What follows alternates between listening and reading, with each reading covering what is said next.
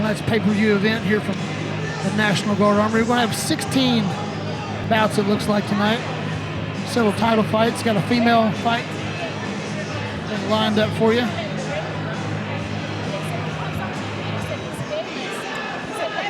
Looks like a pretty good crowd in here tonight. Everybody's lining up, coming in. Show should have started here momentarily, so just stay with us.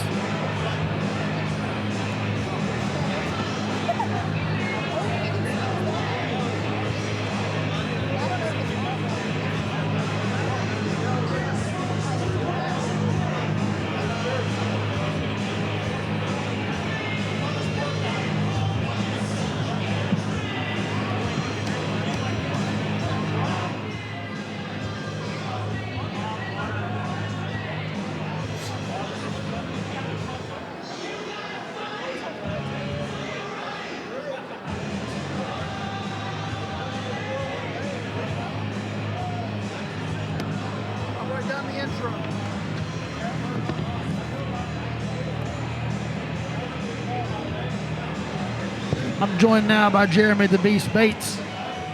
It's great to be here, Adam. Going to have a fun night tonight in Parkersburg, West Virginia. The Southside Rumble 6. 16 big fights. I know the last time I was up here for a show in Parkersburg was back in the summer, and he had 16 fights on that show as well. All 16 of them were just bangers. It was probably the best night of fights I've ever been involved in.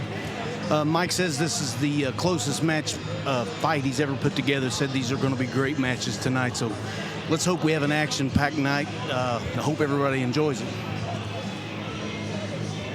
Should be getting started here momentarily with our first bout of the evening. Just waiting to get the word from ringside.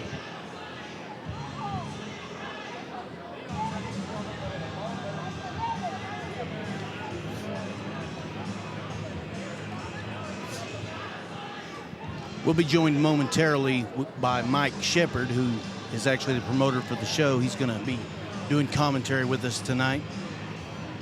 Mike can bring some ring knowledge in with him, especially in the kickboxing arena, because he was a two-time world champion kickboxer.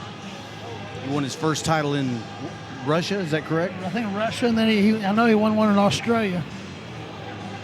And the good thing is he knows a lot of these fighters that we don't know. So.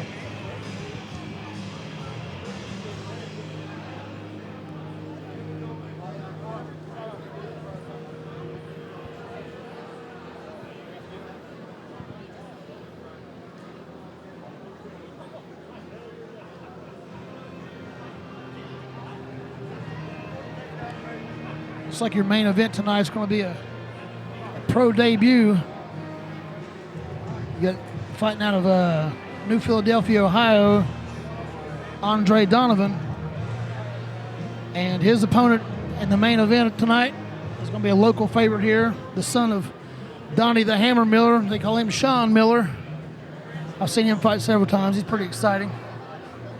And we've known Donnie for years. Donnie was a fighter we grew up with, you know, in the sport. He's an absolute warrior. I think he fought at 40, maybe 41 years old, his last fight. Is that old, Adam? Well, it was.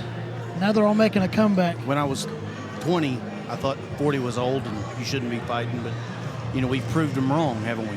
Yeah, I think I fought my last fight in 2018. I was just getting ready to turn, I just did turn 42.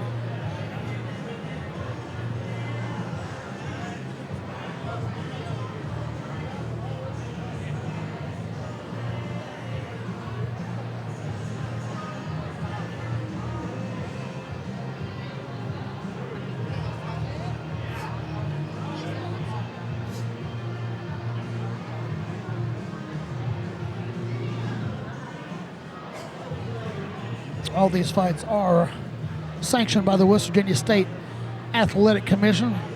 Leon Ramsey is your chairman.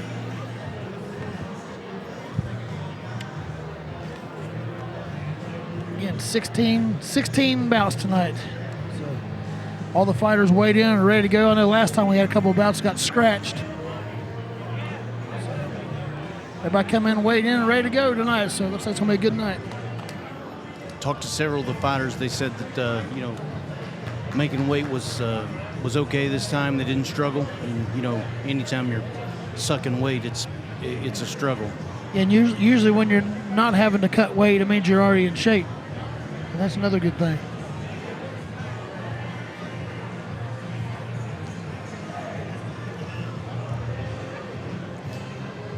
I just got a text message that my mother is tuned in. I want to say hello to Paul and Treva Bates back in Greenup, Kentucky. Hello, Mom and Dad.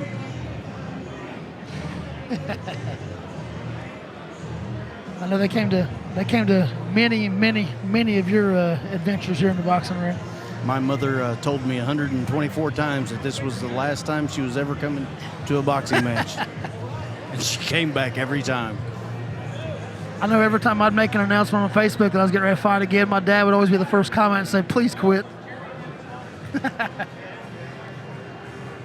But it's just the nature of the game. Once it's in your blood, it's in your blood.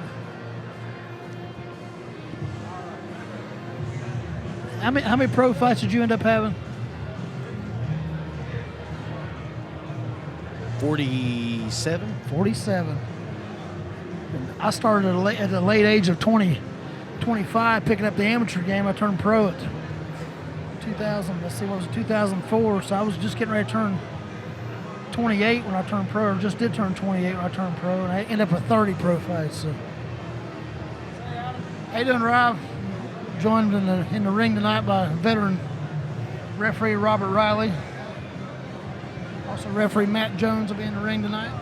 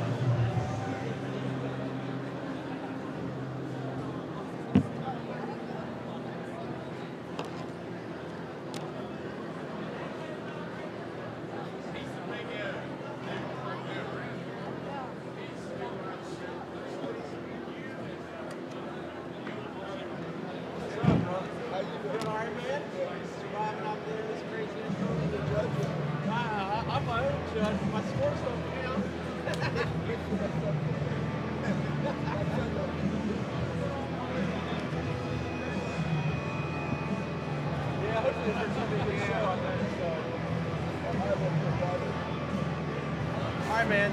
Good seeing you, Troy.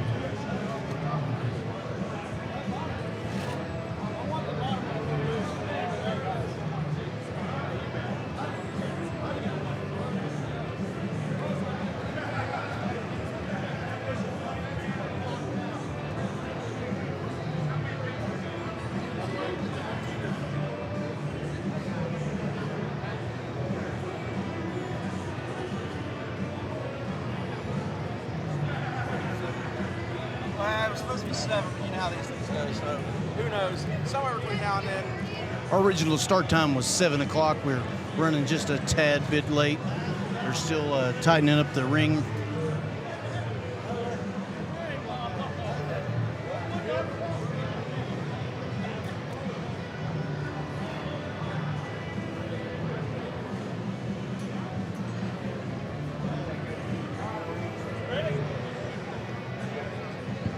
All right, looks like the Athletic Commission has gave us the go-ahead.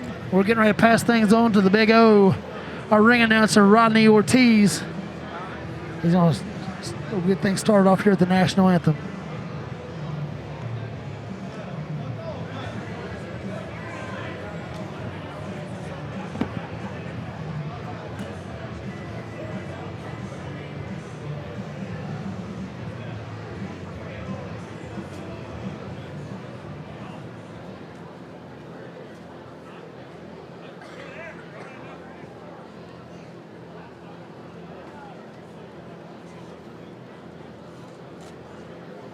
We're now joined by 2-time world kickboxing champion, 4-time, excuse me, Mike Shepard. Hello. Oh, hello. Hello. Great to have you, Mike. Yeah, we're really excited for this night. We got 16 fights, actually 15. We had one scratch, so 16 on your bout sheet, but we'll go by those numbers. And but we lost one. I believe it's bout number 5, a boxing match. We're about to do our national anthem, so let's do as we always do. Stand and honor a flag.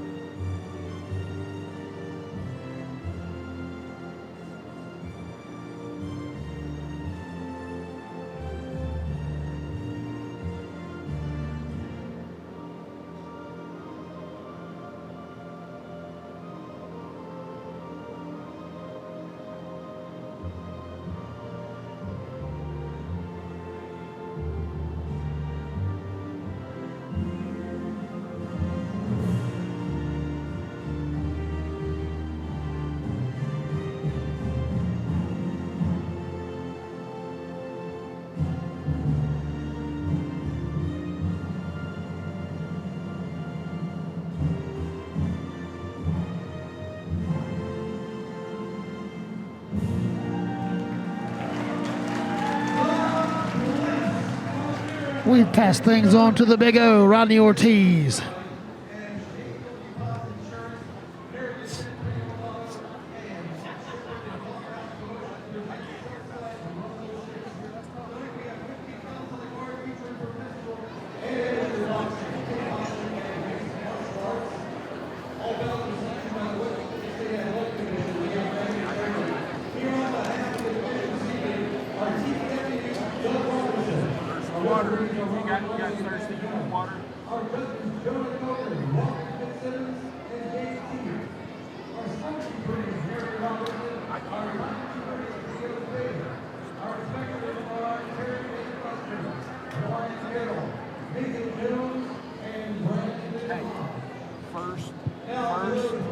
Second, third, fourth.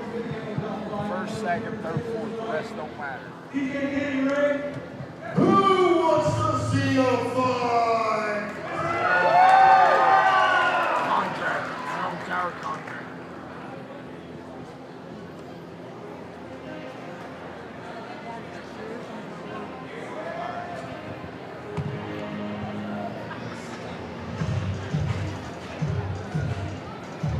I know Mike Shepard and Doghouse Promotions would like to send out a huge special thank you to Strong Tower for their sponsorship for tonight's event.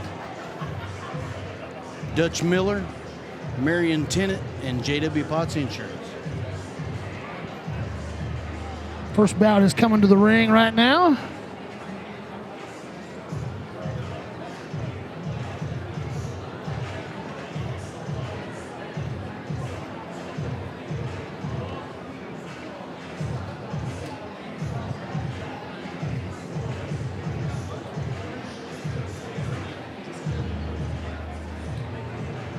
Looks like Zach Crawford is coming to the ring. Fights out of Parkersburg, West Virginia.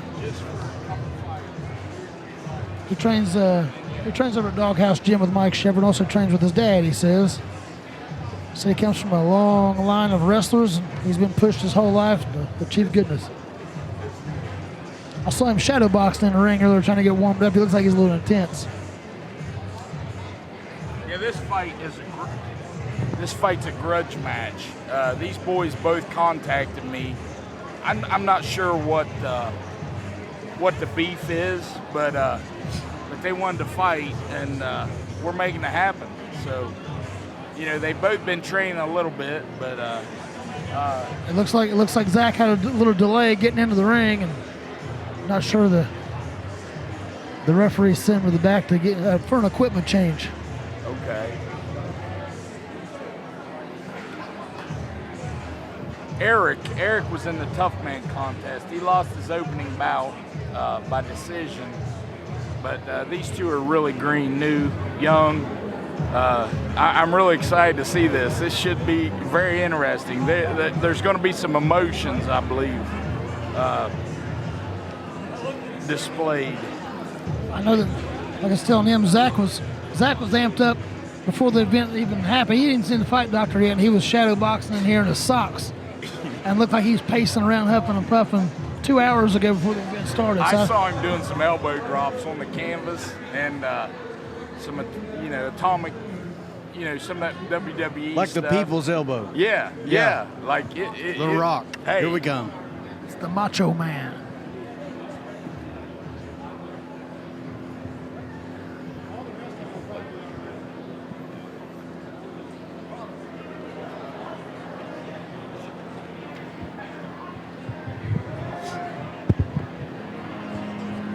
Looks like another good crowd in here again tonight, Mike. I know the last time we was here, it was dead summer, and it was about 1,001 degrees in here back in the summer when you had it here.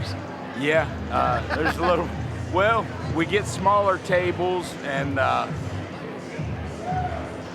it's actually the ticket sales, the pre-fight ticket sales weren't that great, but I was actually expecting a little more people, but hey, we're gonna have a good time. If it's 10 or 1,000, looks like we probably have about 500 maybe. Yeah, and it's still rising. People are still coming in.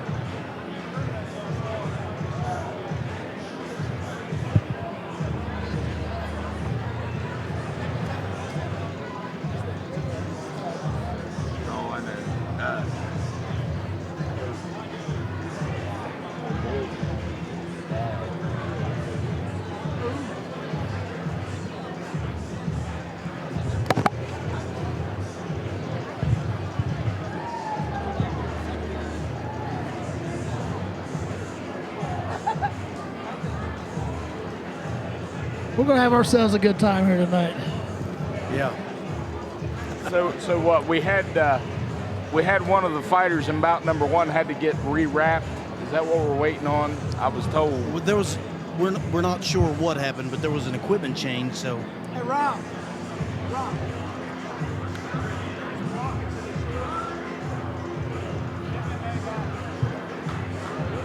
Gotcha. Had equipment change. The fighter had it was an MMA fight, and he had pockets in his shorts, which is a huge no-no in MMA. So. Wow, you don't want anybody's hand in your pockets, that's for sure. That's for sure. That's one of the hidden rules of Fight Club, isn't it? Never wear pocket shorts. First rule of Fight Club is don't wear pocket shorts. And you don't want anybody stealing your change. Yeah.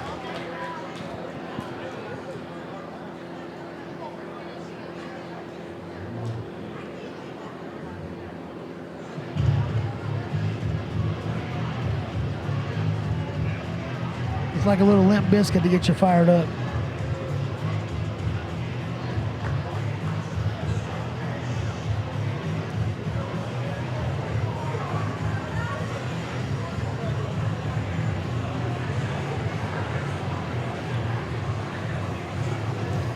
Looks like Eric Leote's in the ring from Parkersburg, West Virginia. He trains from the Doghouse Gym.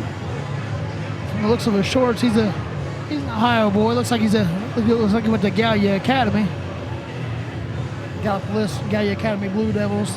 We asked him earlier who his hero was, and he said the man upstairs. That's always a good idol for everybody. Good hero.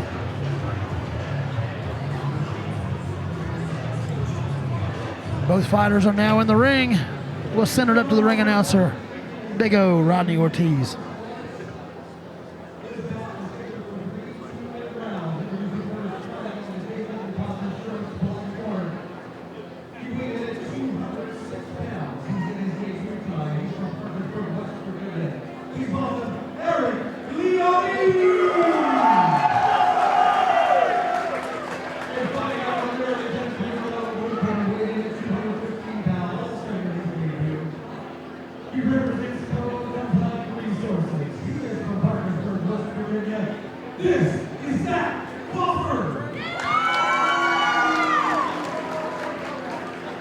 Here we go.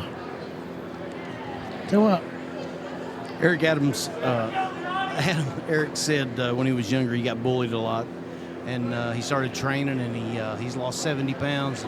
He just wants to show people, all these kids, that you know, with hard work you can turn this around and do anything you want to do. I think we got the corners backwards. I think blue corner is Zach Crawford. Blue corner right here is Zach Crawford. No, Zach's over there. Yes, Zach is in the blue corner. You're correct. Eric Leote's in the black. Ooh, nice takedown. Really nice takedown. Hammer fist! Hammer fist! Hammer fist! Zach's working to get the mount, looks like. Zach, mount hammer fist. Eric's, Look at elbow there. he's out. He's taking his back. Another takedown for Zach Crawford. Uppercut! Zach, go over the head, hammer fist! Get up!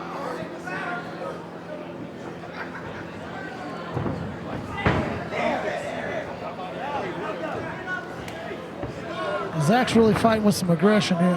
He's Zach Crawford's dominating the fight so far, but He's trying to mount him, but Leote's been a little squirmy so far. Big shot just swung and missed. Now some hammer fists.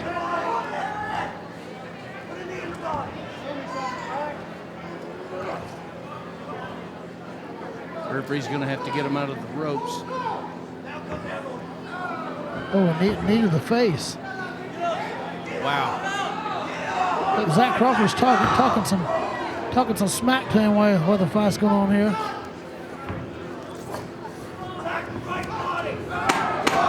Big right hand by Eric Leote. Another hard takedown. A couple nice punches to the face at the end of the round. A good round for Zach Crawford.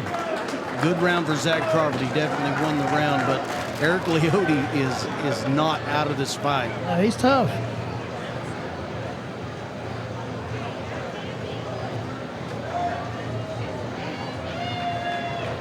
Yeah. But you enjoy your first round entertainment here at the Ring Girl.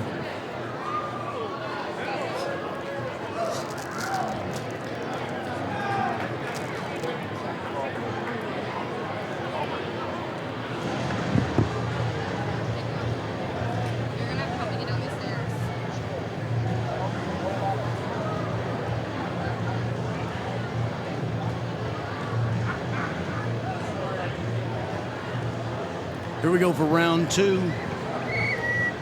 Round two here, we'll need to see I see that Eric serve up a whole Leota of aggression this round because he lost the first round according to my scorecard.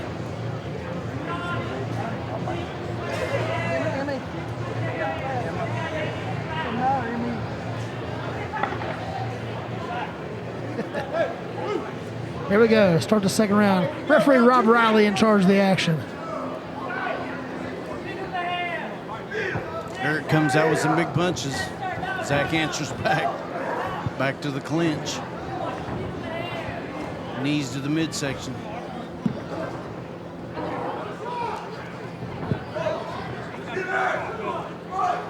Oh, nice right hand.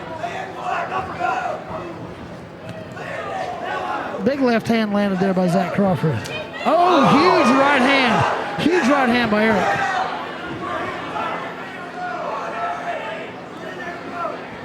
He swung for the fence on that one. Guys are just swinging for the fences right now. You can see their emotions. Big right hand for Eric again. They're angry. Yeah, these guys are definitely don't like each other.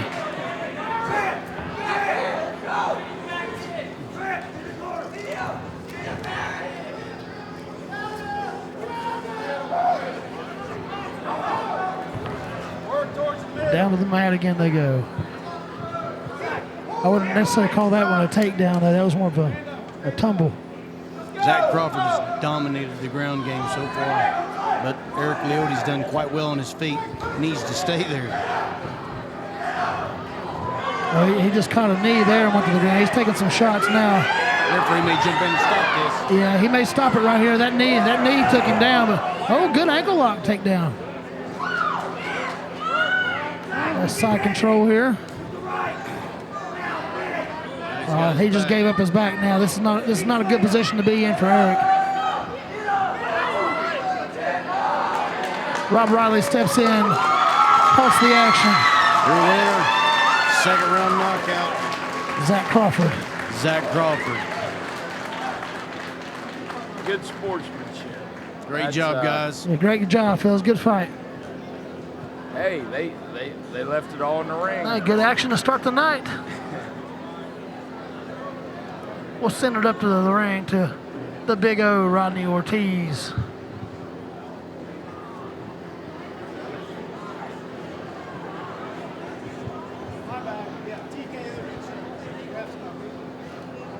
Mike, both of these guys trained out of your gym from time to time. How did you feel about the first fight? Well, you know, it was their first time.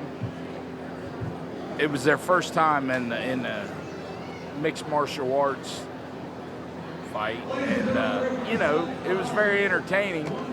I think they were fighting out of anger more and emotion, but you know, neither one of them spent much time. Maybe 4 or 5 sessions.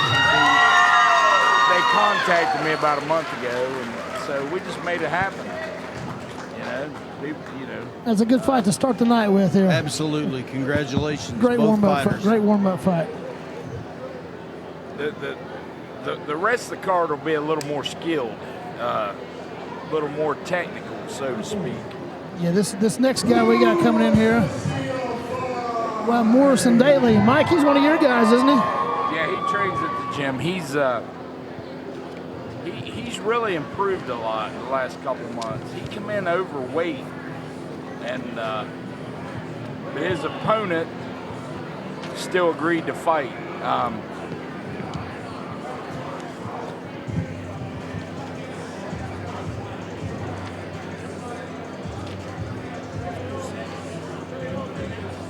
Connor Foyt, you know, Connor came from Heath, Ohio, which is over near Zanesville, and Connor actually agreed to. He weighed in yesterday, underweight a couple pounds, and Morrison Daly was overweight. So they. By law, they weren't allowed to fight because there was more than 10 pounds difference. And Connor agreed to reweigh today and be heavier and be within the 10-pound limit. And so we have a fight. You know, when you're an amateur and you're sometimes you just want to fight. Yeah. Well, yeah. I mean, he drove an hour and a half to get here and trained a couple months. You know. It is what it is. And in this sport, you know, a bottle of water is a pound. You know, we can gain and lose 3 pounds in a matter of 20 minutes. Sure. What was the weight difference today, Mike? Well, I believe Connor weighed in 153.6, and Morrison weighed 162.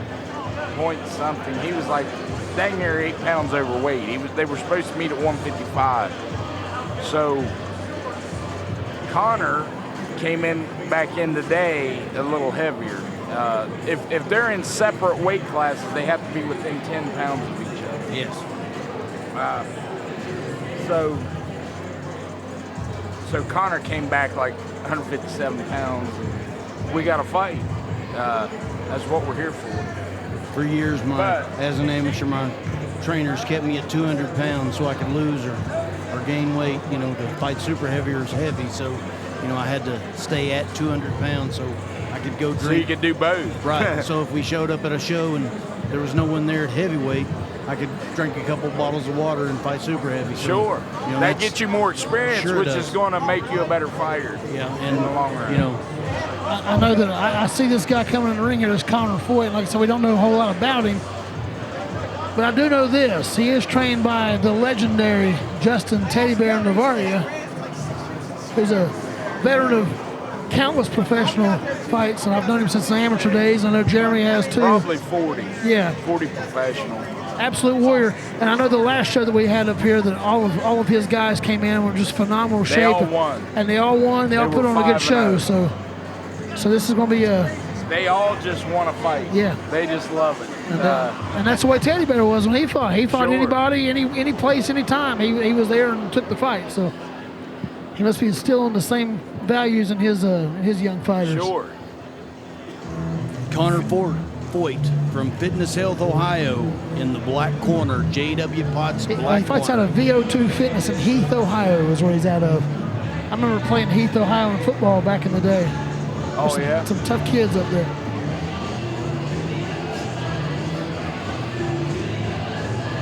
Novaria and I actually had a boxing match. He's a tough guy. We had a lot of fun. My first event in Parkersburg, I promoted, I fought on it, and he was my opponent. And I believe I was on the show too, weren't I? no, you might have been there, but it was at Fishbone up in Vienna. They had concerts. Outside, yeah, outside. Yeah, it was an outside venue, and it was a great night of fights, and it was, I believe it was 2013. But Novaria showed a lot of grit. I hit his liver, hurt him really bad in the second round, I believe. All right, let's send it to the ring, to the Big O.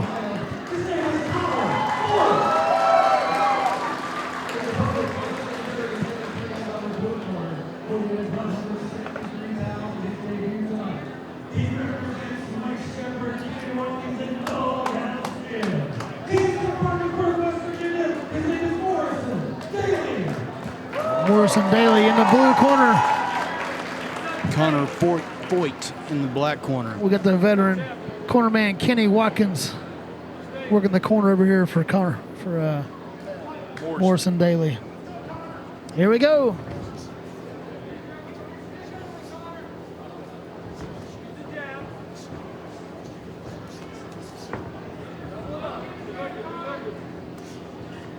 Connor Foyt looking very poised in there for a guy with one fight. Ooh, he's taking two big right hands so far. Left hand down at his waist. Spinning back fist. That's an advanced technique you don't see a lot with amateur Not for kickboxers. amateurs, that's correct. Both these boys are really anxious, and they're lacking a little bit of defensive technique. Right. But, Connor looks very poised, but Morrison looks like he's throwing some heat on every punch he's they're throwing so really far. planting their feet, punching hard. Ooh, nice back kick.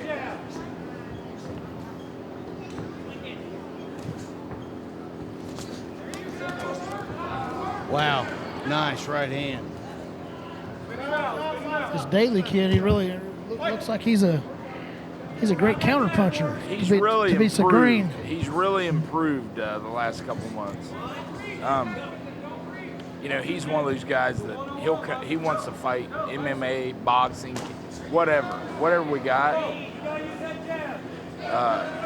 His defense looks like he's a little anxious, but Yeah, he's a little more technical in the gym. But you know that'll happen when you're in front of a crowd. he's catching the jab with his chin instead of his right hand. Yeah, that'll happen. He's getting a title boxing tattoo on his chin right now. He needs to keep that chin down. Yes, he does. Big right hand. Oh, big combination to end the round by Connor Foyt. That might have won Connor the round. I believe he was a little behind there, but the last flurry might have won him that round. The last 10 seconds are always the most important. Yeah, that's what the judges see last. There's so. ring girl Alexis in the ring now.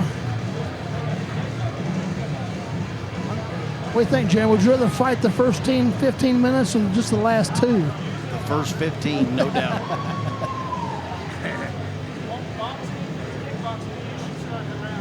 I like doing them all.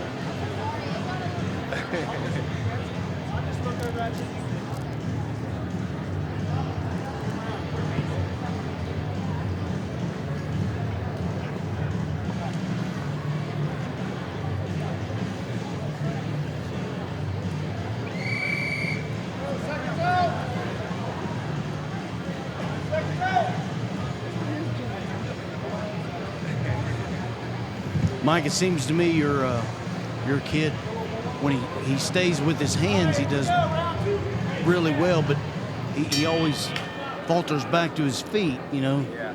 I think hands are the most important thing. And well, look at his.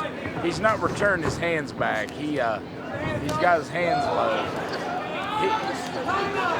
Connor Floyd starting. Connor Floyd starting with some heat to start the second round here.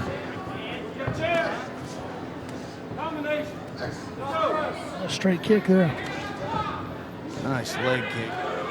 People don't understand how.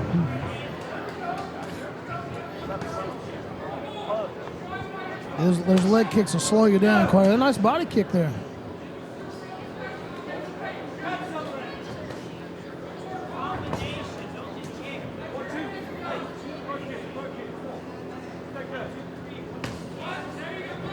Nice combination there by Connor Floyd. Oh, spinning back fist left hook.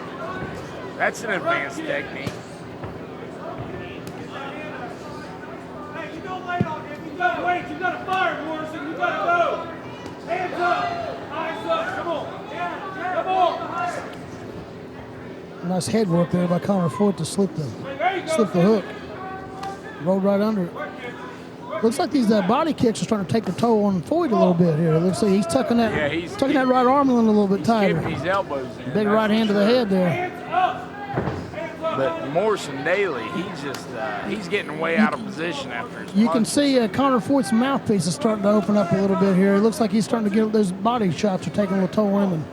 And Morrison Daly looks like he hasn't even breathed. And there with the mouthpiece I was just talking about. So Morrison Daly looks like he's in very good conditioning wise. He's in really good shape. Yeah, well, we put him through pretty good routines at the gym, and they get a lot of sparring, boxing, kickboxing, Thai pads. But, you know, when you get in front of a crowd, it's all different, especially when you're a beginner and you're not used to dealing. Oh, head kick. Yeah, these 2-minute rounds feel like they're 10 minutes. Yeah, no doubt. Neither one of them are returning their hands back. Nice even round there.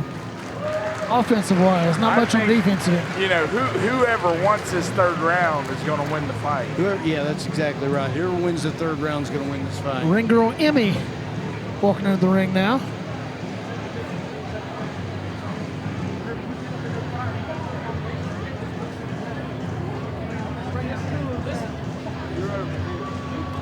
That's my biggest problem.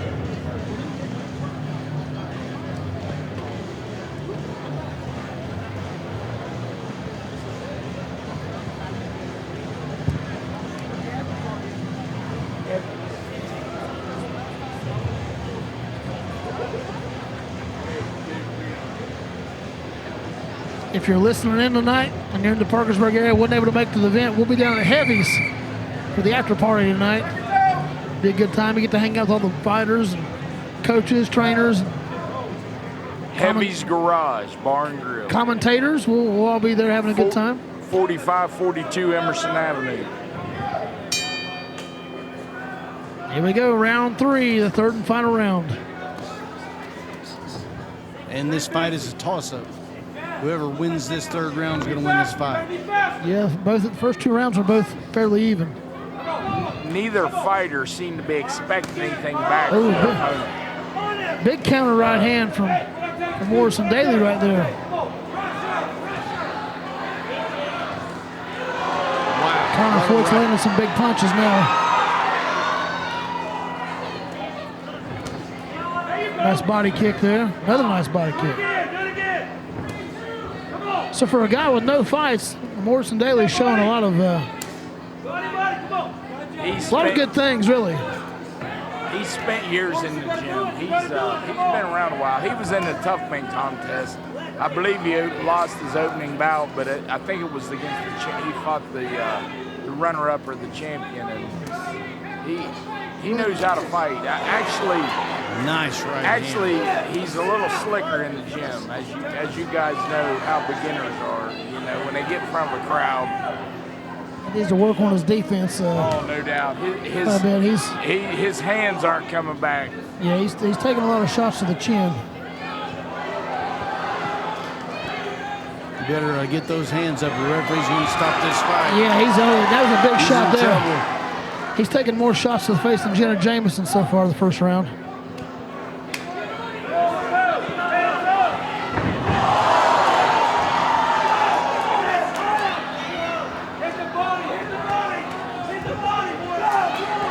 Coming close to the end of the fight here. I know one thing, Morrison Daly has shown he's got a chin on him. That's exactly right. Yeah. Well, both fighters have a lot of heart. And that's something you can't teach. You can't teach heart, you can't teach chin. Wow. Big hit.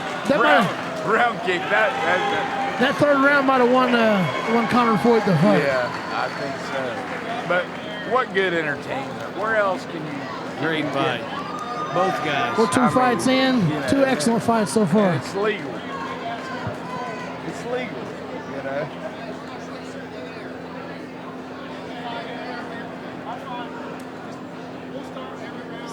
Two fights in and two excellent fights so far.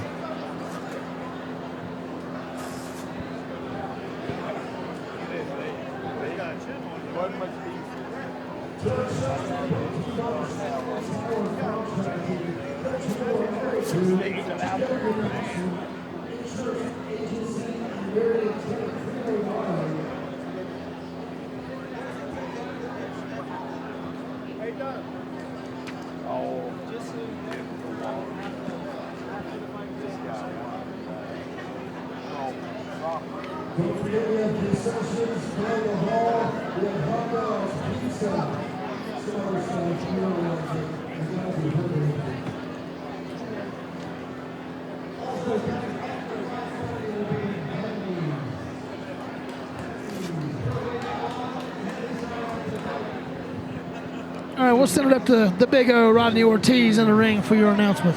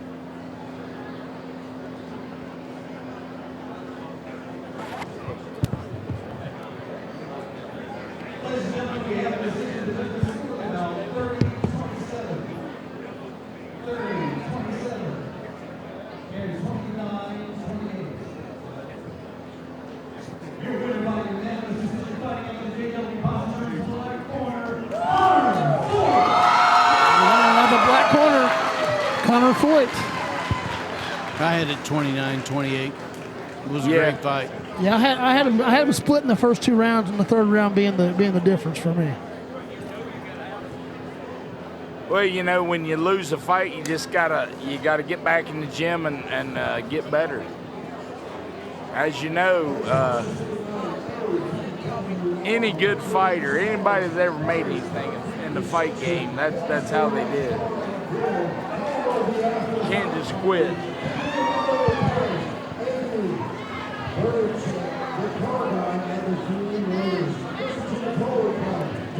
All right, your next fight coming up, we got a heavyweight boxing, 3 2-minute rounds. We're going to have Giovanni Murphy fighting out of Heath, Ohio, VO2 Fitness against Miles Bashir, making his debut out of Kickboxing in Pennsylvania.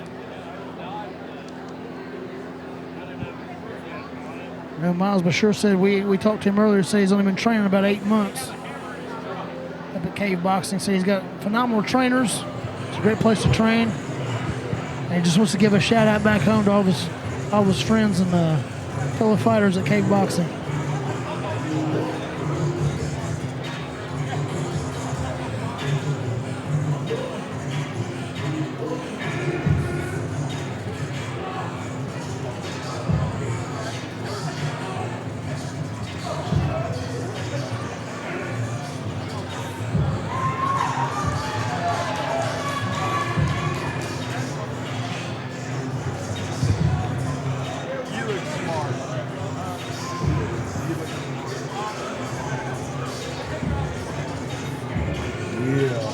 Entering the ring, Giovanni Gio Murphy. Fighting out of the J.W. Potts Insurance black corner, Giovanni Murphy. Fighting from VO2 Fitness in Heath, Ohio.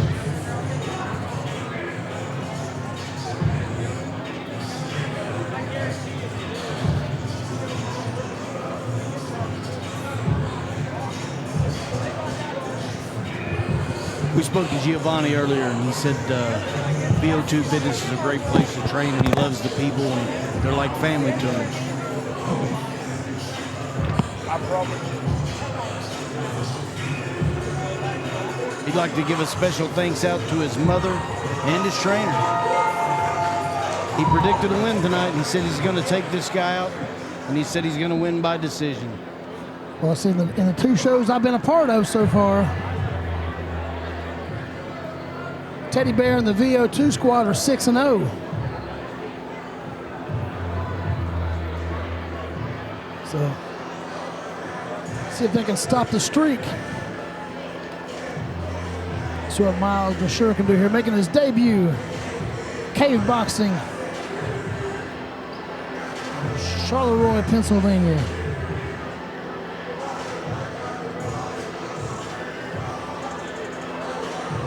Your referee for this bout will be Matt Jones, veteran referee. Been around him quite a bit. When I worked for the West Virginia Athletic Commission.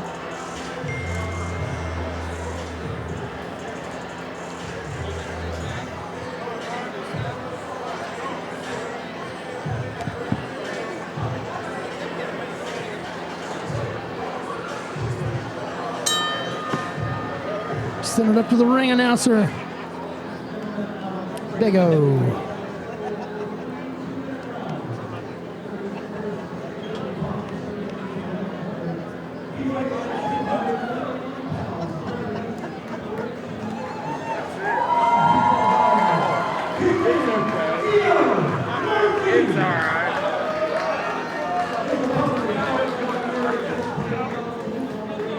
Gio Murphy, 251 pounds.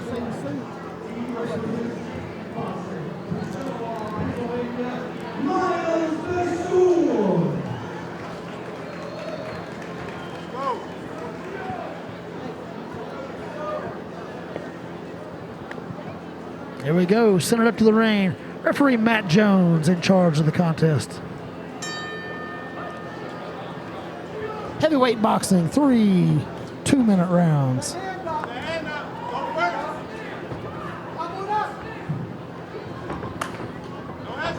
Both fighters wearing the black trunks with the red trim. Yeah, they look like teammates. Yeah, they look like teammates, you know? Difference being Gio Murphy fighting out of the black corner with the red gloves. Miles Brashear fighting out of the blue corner with the blue gloves. Gio's got a height advantage. Looks like he's about 6'4", and Brashear looks like he might be about 6 foot tall. Yeah, these are always. This has always been my favorite division of boxing, is the heavyweight division. I grew up watching Mike Tyson and those guys, and of course I had the pleasure of being amateur back when you guys were fighting. It was so funny to me that I fought all those years in amateurs and stuff. I threw Tough Man, and you guys were banging your way through the pro ranks, and then I ended up fighting on the same shows with you guys. It was pretty wild that you guys have stayed in the game that long enough for me to come up through. A lot of good times, that's for sure. Funny, you know, I was thinking a couple days ago, I was in both your weddings. Yeah. Yours didn't last long though, Adam. No, it sure didn't. Sure didn't. A lot like Jenny and Forrest, wasn't we, Jeremy? These guys are in a jabbing contest. As you guys both know from your experience, the jab is the most important punch. Most important punch in boxing and is the most jab. used.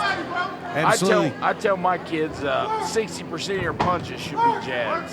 If they're a Bashir, boxer. when he commits and steps and throws the right hand, he really landed some big shots on Murphy, but you know, Murphy answered back with some hard shots. And, you know, that's a hard place to be when you know, somebody's answering back. Yeah, I kind of feel that the blue corner won that first round. I kind of got it on Bashur. I think he controlled the round with his jab. When he did throw his right hand, he committed to it and landed it. Gio Murphy, being as tall as he is and with the reach advantage he has, he should be, if he's a little bit more aggressive with that jab, he can probably set up a lot more shots. But he's not being real aggressive with his jab. He's just kind of pawing with it. I thought Murphy did enough midway through and towards the end of the round, the edge of the round. It was close either way. You can't argue. Again, Mike, we're talking. You know, we got VO2 Jim here with Teddy Bear in the corner. 6-0 in the last 2 events so far. So Yeah. Could this be the first loss? I don't know. Round 2. I like this boy out of Cave Boxing. I like his stance, his posture. Yeah, very. Yeah, He's very poised. Yeah, he's giving up a little reach, but I like his pressure. Too. Yeah, he makes up for the reach advantage with his presence, his posture. Looks like he's a stronger man too.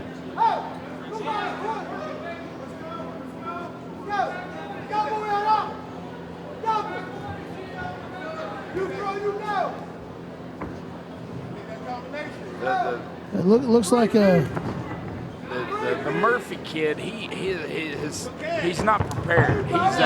He's standing straight up. He stands. He's That's what I got was going to comment on. Yeah, he's got his knees locked, and he's not in an athletic position. Yeah, he's standing straight prepared. up. His chin straight up in the air. He's really not putting forth the aggression. He needs to get a little bit lower as the more aggressive opponent comes towards him. Right. I think his back leg needs to be a little bit back, a little bit further. Yeah, his stance is a little narrow as well. I don't know if you all noticed or not, but Murphy looks in the face like a young Mike Tyson. has a striking resemblance to young Mike Tyson. He does. He just a lot taller than Mike. Right. You can imagine you as mean as Mike was at 5'10", 5'11", how he'd be at 6'4".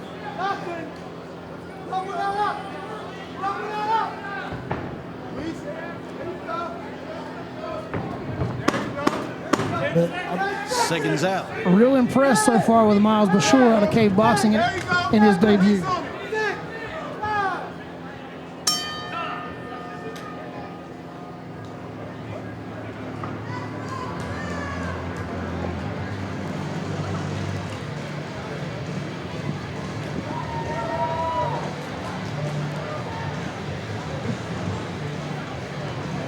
I believe Gio Murphy's out of gas. I think Gio Murphy came in for this fight a little unprepared.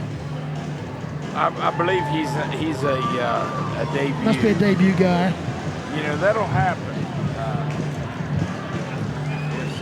If someone has never participated in a combative sporting event, as you know, the last 48 hours can be exhausting mentally, and it can wear you down, like physically.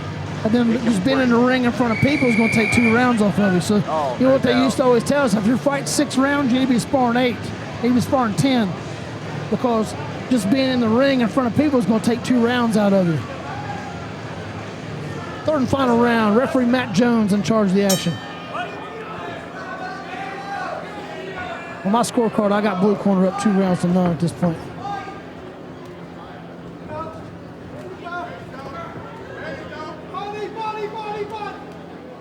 Fighters tie themselves up here. Referee breaks them.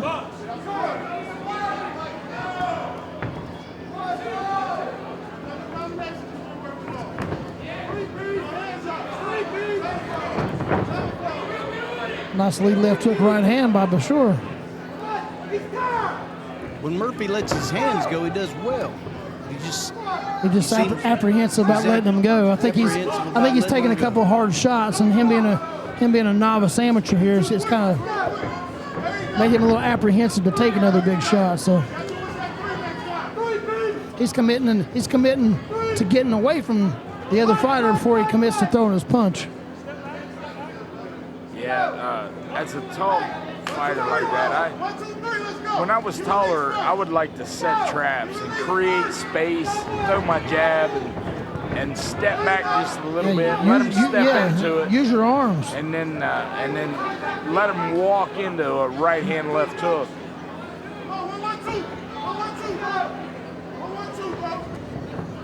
Yeah, Miles Bashir's, for being a debut fighter here, he looks like he's been very, very poised. Well, sure. Both fighters. This is a good-looking boxing match for a couple of beginners. He's got a great stance to him, very relaxed. Very good debut fight for Miles Bashir.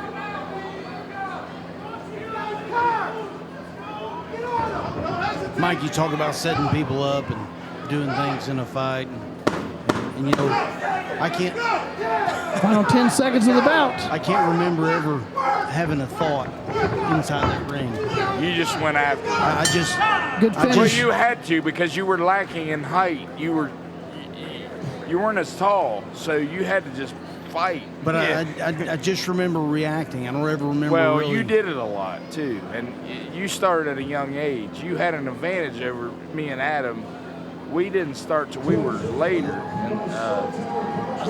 but you know the earlier start, like here, I say we have wrestling here in Parkersburg. Yeah, Parkersburg's a hotbed for wrestlers. And when people are kids, they wrestle here, and when they're like 16, 18 years old, they're comfortable on that wrestling mat. Like you started at boxing at a young age. We didn't start till we were adults, and it's different. It's different when you're comfortable and you've been doing it since you were a child. You just have a really advantage. A lot of people don't know, and I guess I think I've told you, I didn't have my first amateur fight until I was 19 years old. You know. I was 24. I thought you were young. No. I was 24. I never walked into a gym until I was 19. I walked in at 19 and I had my first fight a couple weeks later. And I was hanging out with this big bald guy that I met one night when we was hanging out, and he said, "Man, I gotta go train for this boxing match." And my whole family are great golfers, but me, I'm a terrible golfer. I was a great baseball player and softball player, but terrible golfer. I said, "I think I'll just go to the gym with you." About 3 weeks later, I'm in my first amateur fight in Lexington, Kentucky, against a guy who's 8-0. And it wasn't very pretty. I've got the fight on YouTube. Well, today they wouldn't allow that. It was pretty bad. They wouldn't allow in West Virginia today. But it went the distance because I was an adult and I was tough. Because if you're going to be stupid, you got to be tough. I was pretty stupid at the time.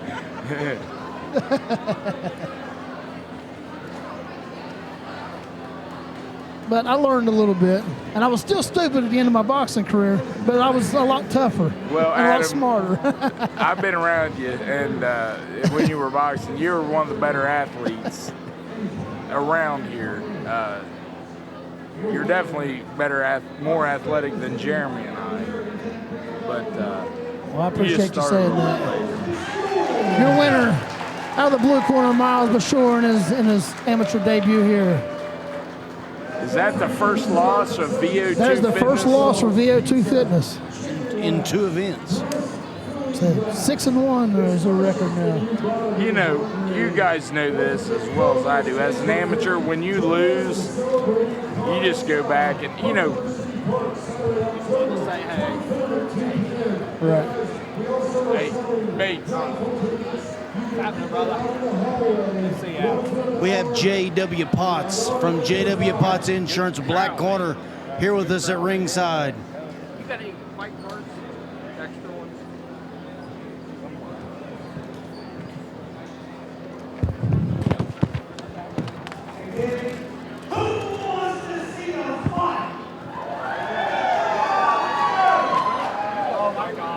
We got bout number 4 coming up here. We got kickboxing, 168 pounds, 3 2-minute rounds. Jacob Stanton fighting out of VO2 Fitness against Ryan Lefevre, right here out of Parkersburg, West Virginia.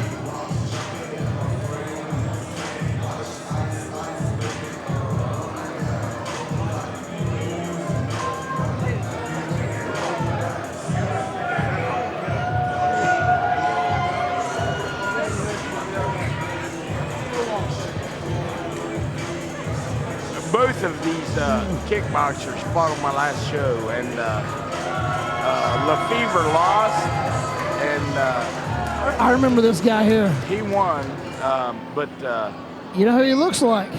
Who's he resemble to you?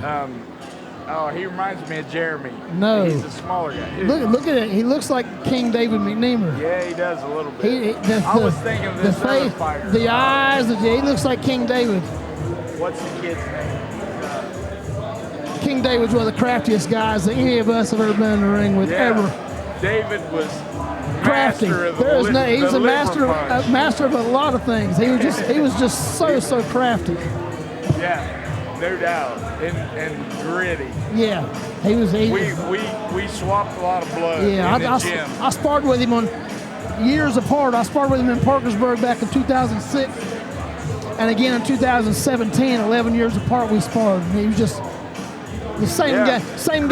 Same guy at 11 years apart at 46 and 35. He was phenomenal. Oh yeah, he Former was West a Virginia, very former West Virginia talented- heavyweight and light heavyweight champion, David McNeamer, who we're referring to. very talented, Very talented crafty, guy. very gritty. One of the greats, West Virginia greats in boxing.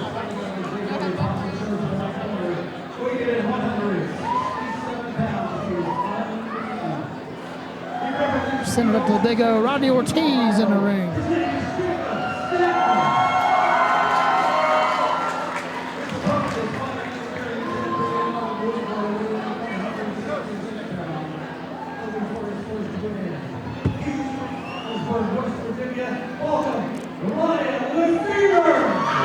Here we go.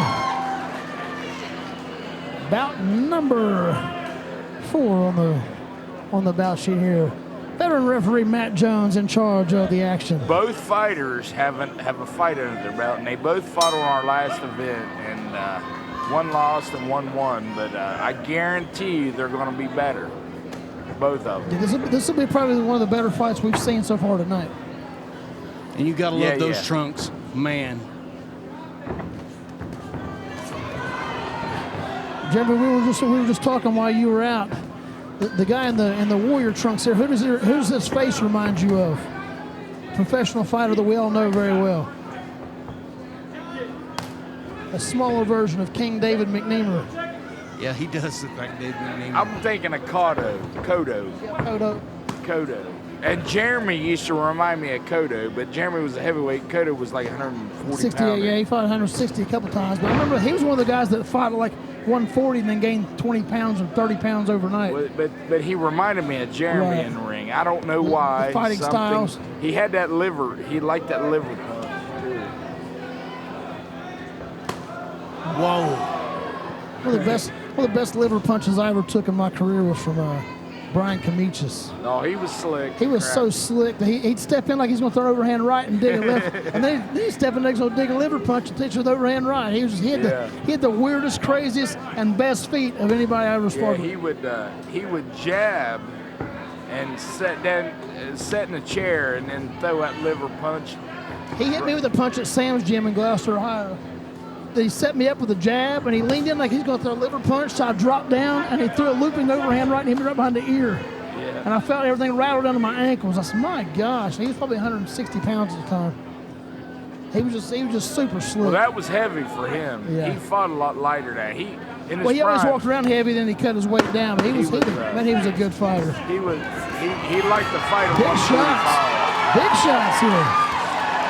Kind of black corner here. Connor. Jacob Stanton. Good round, good finish to the round by Jacob Stanton there. Again, these are 168 pounds kickboxing, which would be super middleweight division in boxing. I'm not sure what it is in kickboxing, but ring girl Alexis entering the ring. Again, all bouts tonight are sanctioned by the West Virginia State Athletic Commission, so you see the guys in the corner wearing the badges around their neck and the shirts and ties. Those are the ringside inspectors for the Athletic Commission.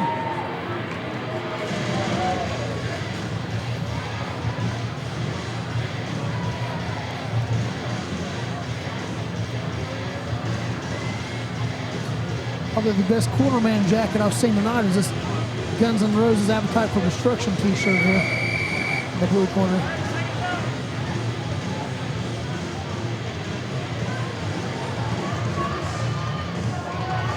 He has an appetite for destruction.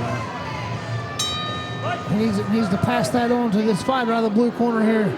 Maybe he can get his appetite for destruction up in the second round. Nice liver kick.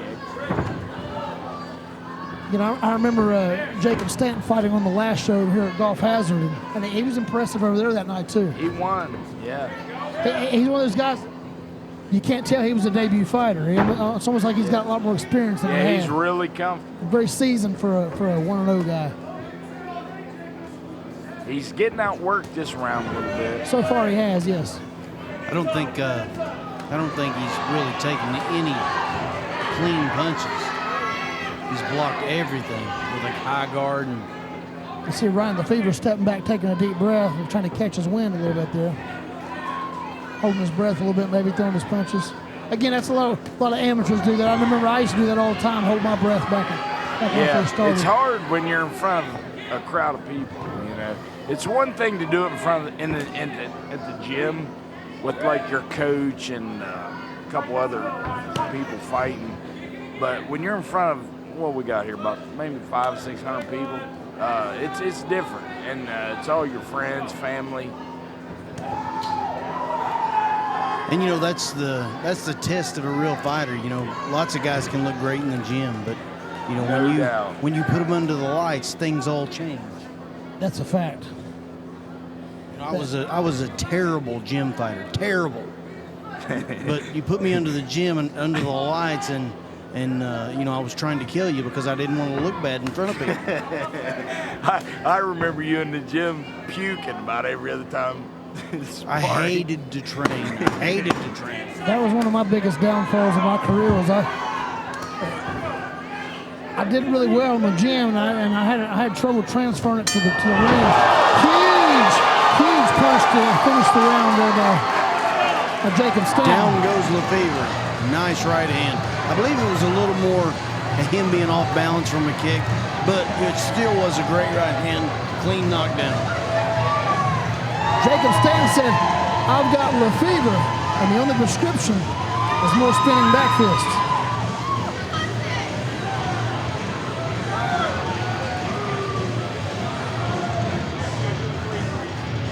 I know my jokes are terribly, they're terribly bad, but you know, I'll be here all weekend, so if you got Hey, let's do it.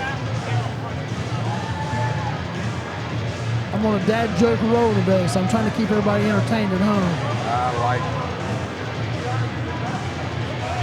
it. Referee Matt Jones in the blue corner checking on Lefevre here to see how he's recovering from that knockdown to finish the second round. Here we go, third and final round. I've got black corner up 2-0 so far, so I need a big third round here out of blue corner as far as my scorecard goes.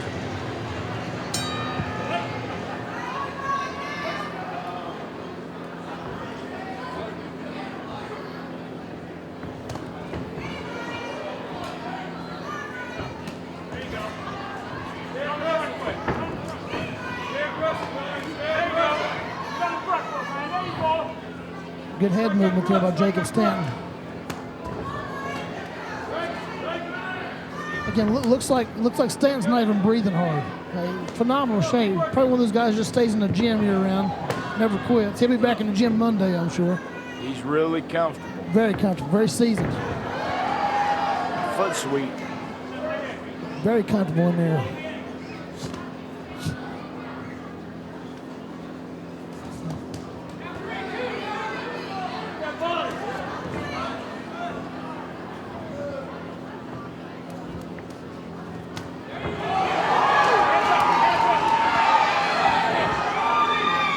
Again, Lefevre stepping back, mouth open a little bit, probably gassing just a hair for his debut fight here. It's his second fight.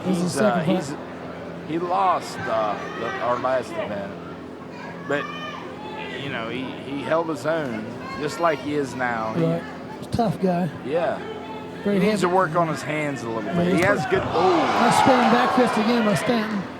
Yeah, I believe, you know, I'm not a kickboxer, Mike, but it seems to me the people that concentrate more on your hands like you did seem to do better in the sport of kickboxing because sure. You know, for a few years, I couldn't kick that great, but when I would get close, I would throw bombs, and 10 those seconds left to go in the kickboxers fight. didn't like it. They didn't like that. And then I developed my kicking techniques and great became fight. a- Good Great job. fight right there. Great fight. Lefevre lost probably every round, Every but round, but he's tough. Very He competitive. fought, and Lot you of know, heart. he should be proud. Yeah, Jacob Stanton, very seasoned guy for only having 2 fights. Very impressive.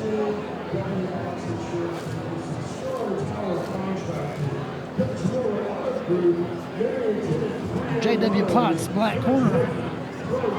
He's been doing pretty well tonight so far.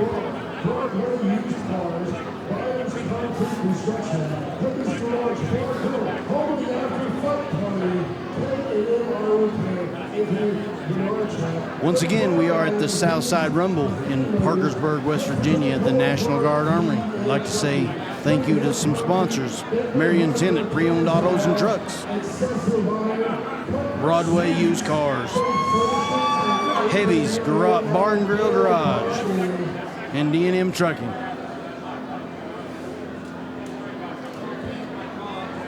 Once again, Lightning Promotions up here. Doghouse, Mike Shepard. I'd like to thank Strong Tower for a huge sponsorship here tonight, putting on this great event.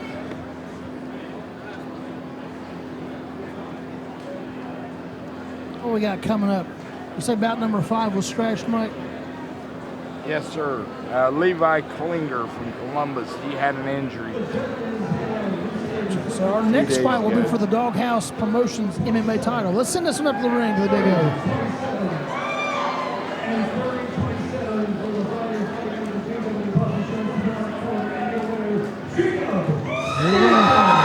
Jacob Stanton goes to 2-0 out of VO2 Fitness in Heath, Ohio.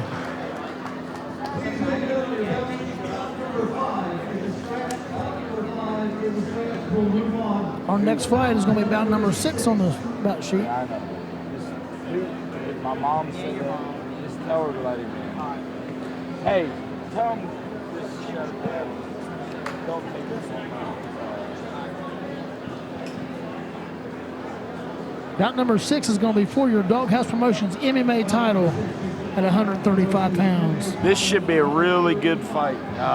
Three 3-minute rounds. Matt Tennant is our champion, and he's really slick on the ground.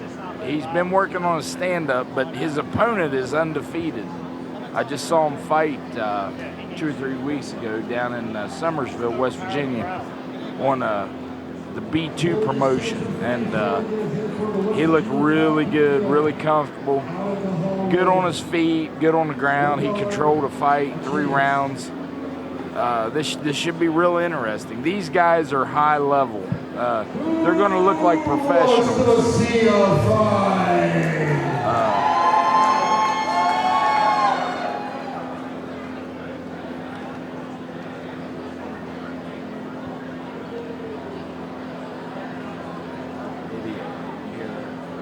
Absolutely, go to it. Let's see it.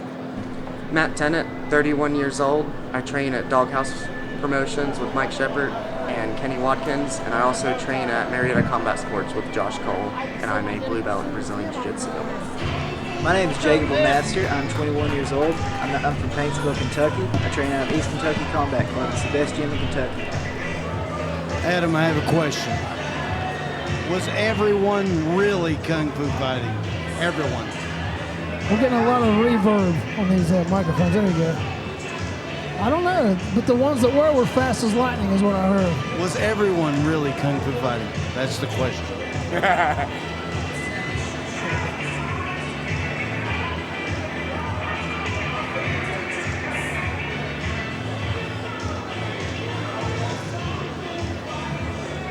Yeah!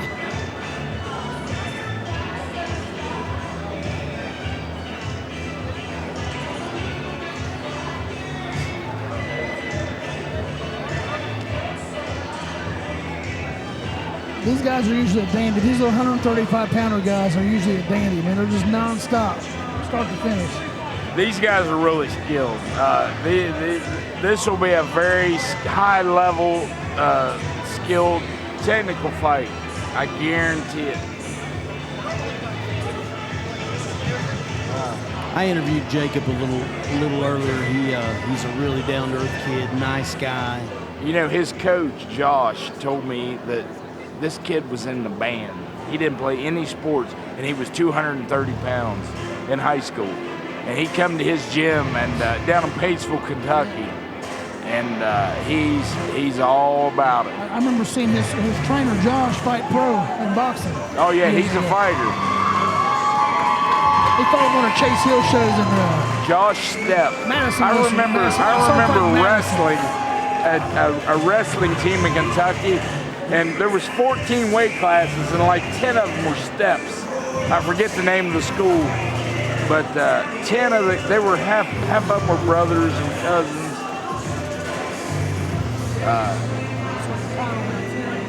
No,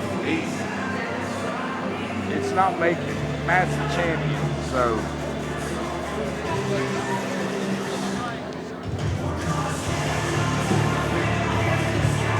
Bout number 6, Jacob LeMaster, Paintsville, Kentucky. Matt Tennant, Parkersburg, West Virginia. 135 pounds, 3-minute rounds. Doghouse Promotion MMA, 135-pound title. Am I correct? Matt Tennant is the current champion, Mike? He defended on the last event. He won the title 2 events ago, and then COVID hit. We didn't have an event for 18 months, and then last event this summer, he defended his title and won that as well.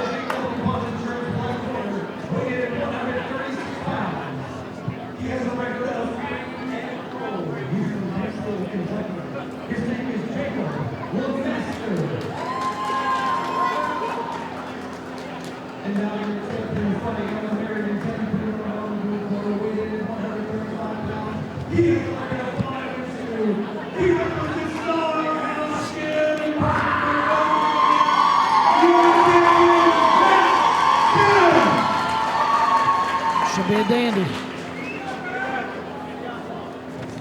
The veteran referee Rob Riley in control of the action. Doghouse Promotions, MMA title, 135 pounds. This should be a really good fight. I'm excited to watch this. Here we go.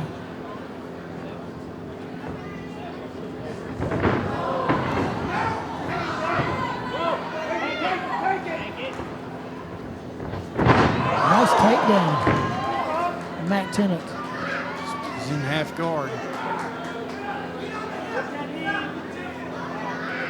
Got it. You ready to kick?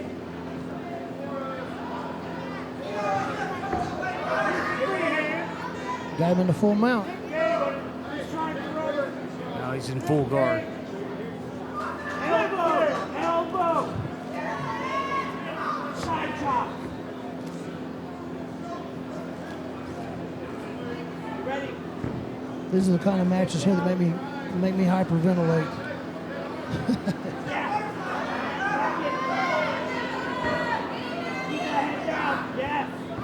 So far, LeMaster looks pretty good fighting from his back. He's comfortable. These boys are skilled. They're serious. These guys make it their life. It's their livelihood, both of them. As you can see, and they're, you know, once an MMA fighter has 3 fights, they go to 3-minute rounds, and they lose the shin guards. Back to their feet. The rules change after three fights. Mike, what's the difference between MMA amateur and MMA professional? No elbows to the head? No elbows to the head. You can use elbows to the body, and you can use elbows anywhere. Thighs, body, legs, arms, shoulders. You just can't elbow the face. That's pretty much it. You can't pull the head down into a knee. You Knees to the face, right? You can't knee the face. You can kick the face, You just can't knee the face. Into the first round. You know, in professional Muay Thai or professional MMA rules, they can pull the head down into the knee, which is very, I mean, can be. I have a really bad scar. I had to have plastic surgery on my face from a Muay Thai rules fight.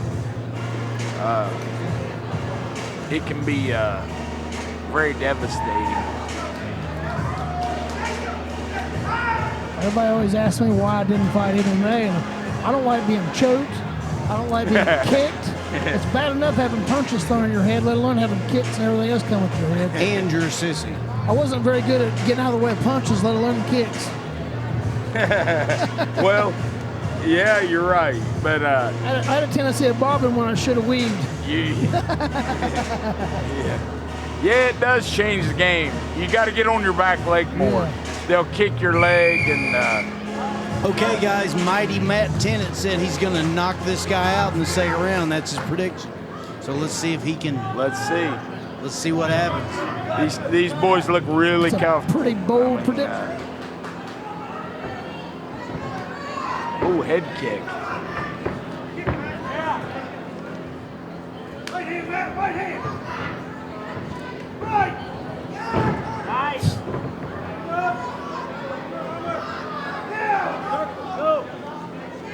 Nice sprawl And by again, I Tennant. met both these guys before the show. Both of them looks like they're very good sportsmanship. Oh, they're good boys. Great, both great of them. guys. Nice They takedown, were Matt. actually having conversations with each other before when I met them. Yeah. You know, there's a lot of good people in this combative sports.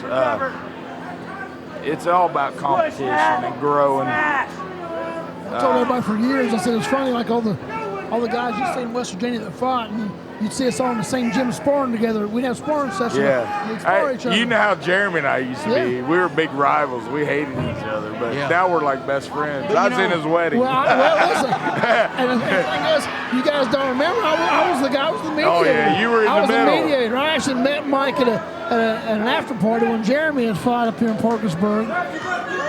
And Mike had landed about 1,000 punches to 4 on the other guy that we fought. Yeah. And I just went over and introduced myself to Mike, and we got to talking about Jeremy and introduced these two finally. But we're all the same. Oh, yeah. We're all like It's got our own all little- egos and all that stuff. Once you pull that aside, we're all the same. It's all Oh, fun. yeah. Yeah. We have a good time together. You know, I was a harsh competitor, but I never was great at the sportsmanship and the getting along and things Oh, like you that. were definitely the I was no the bad doubt. guy, and Yeah. I just played it. It worked. It was so Yeah, it funny did. it was so did. funny for years. You guys always fought as we closed the second round here. Everybody, Jeremy was hated in Parkersburg. Hated. I remember Then he moved up He here. fought a guy named what was Buddy's last name? You fought him over here at the middle school. He was from Ohio. And you were training up here with Gary Wolf, and they say no, everybody loves him. Like, what's going on here? Everybody's Parkersburg, West Virginia is a fight town. they loved is. it. These people And they sold that love it. place out, and people bought tickets to root for the guy that they bought tickets to root against the Yeah. fight before that. Parkersburg, I sat there all my years of boxing was when I was still an amateur, still fighting tough men, when all you guys were fighting up here at the field house, and I said, before I retire, I want to fight at Parkersburg Fieldhouse because these were the shows that I enjoyed when I was still amateur and just learning to box. You guys were all the guys that I looked up to, and then it was so good that right at the end of my career, I fought on one of your shows up here on Yeah, the that was great. on the Gary Wolf McNeamer 2 undercard. And it was surreal to me That was a great that I'm card, fighting on the great same night. show that those guys were fighting on because Gary trained McNeamer back. Gary back, Wolf, I think he was 54 or 5. Man, he was. I remember watching him win the state title. You know, Gary Wolf, no matter what anyone says, he's a master defensive fighter. He's the best. And he's a great athlete. Yeah. Great athlete. That's what made those fights with him and McNeamer so good was both of them were just so crafty. That, I mean, you never knew what was going to come out of their bag of tools. Gary Wolf, I've been all over the world, and I've been around this dozens of times. I've never seen anybody understand the defense like Gary Wolf. You couldn't hit him. Like, if he didn't want you to hit him, you couldn't hit the guy. He's slick. He's the trainer that got me in the ring and taught me how to relax and how to catch my breath in the ring and not gas myself out. Yeah. He's down in Welch tonight. He's got a kid down there fighting Derek in that heavyweight tournament. Chase Hill's in there. Nice slam. Nice. Derek's fighting the King of the Mountain State semifinals. Yes. He's got a kid that fought on my last show, MMA. This guy's a tough kid. Derek's a real technical boxer, very strong. But he's fighting a Matt Adams. Matt Adams is mean. He's a mean guy. Did you see him his last fight on my show? I did. MMA? I did. It was awful. Them boys beat the daylight out of each other. Wow. I'd actually throw him out at the last event in Huntington because after he won his fight, him and Bill Yates and get ready to fight at ringside. He has it locked in. Can he finish here? He has it locked in. He's got it in time. Referee Rob Riley step in and take a look. It's not tight. He needs to cinch his elbow. He needs to get his elbow over. Hey, shoot that elbow towards fifth. Shoot your outside elbow to 12 o'clock.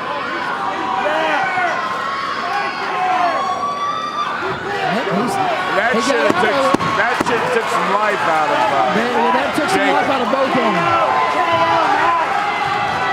That took some life out of finish. Matt Tennant looks really gassed now. Listen, when you're squeezing with everything you have, nobody knows how hard that is. No. Nobody can appreciate how hard you're squeezing and how much energy you're using. What do you guys think? I think blue corner. Matt Tennant retains his title. With his takedowns. And that last little surge. I think so as well. But the other fighter, Jacob LeMasters, he's a warrior. Absolutely great fight. This looks like a rematch. This would be a great rematch.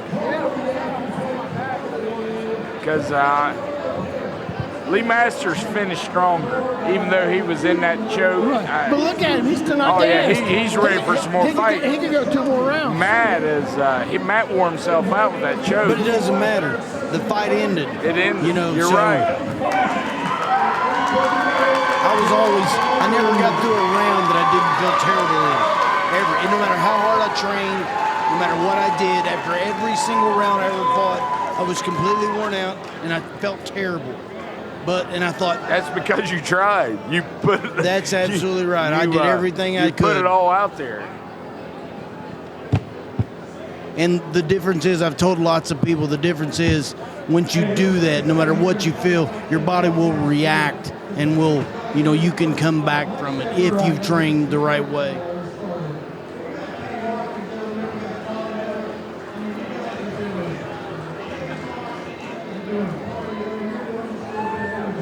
After the announcement of the winner here, we're going to try to get the winner here to ringside and have a little conversation with him.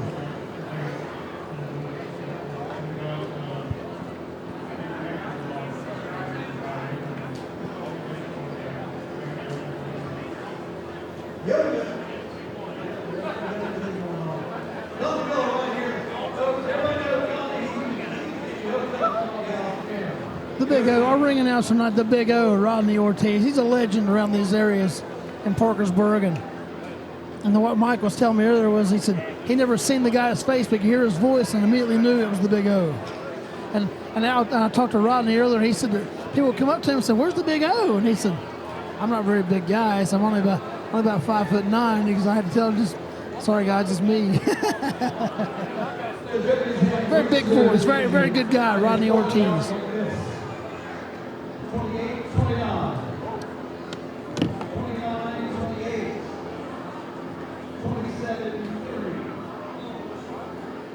Your winner is fighting on the American Independent, bringing on the blue corner. Your winner, retaining the championship, mighty Matt Tennant. Excellent showing for both of these fighters. And just like the promoter Mike Shepard said, it looks like this would be a great rematch here in the future. These two guys were absolutely, both of them. It's an excellent fight. And looks like LeMaster, even though he lost the fight, could have went 2 more rounds. He was in such good shape. Hopefully, here in just a minute, we'll get a brief chat with our new champion or our remaining champion. Mighty Matt.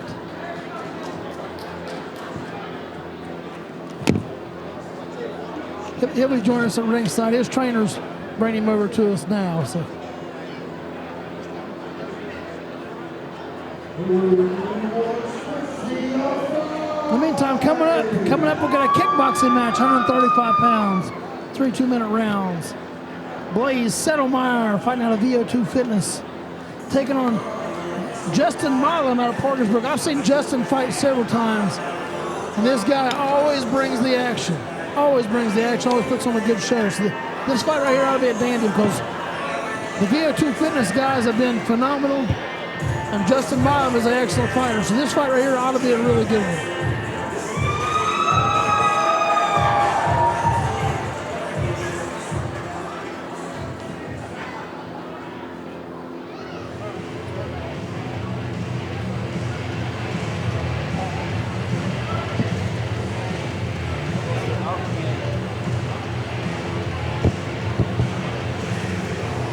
Everybody's having a good time after a night, just tuning in, trying to be informative as well as entertaining.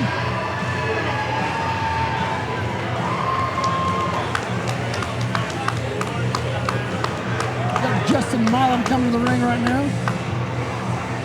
Had a chance to speak with Justin. He trains right here in Parkersburg, West Virginia with Kenny Watkins and Mike Shepard here at the Dog House. Said I'd like to give a special thank you to his papa, his family, and his trainer Kenny Watkins. Kenny puts in a lot of work up here in Parkersburg, and these fighters and some of the young kids in the area. Says his papa is his hero.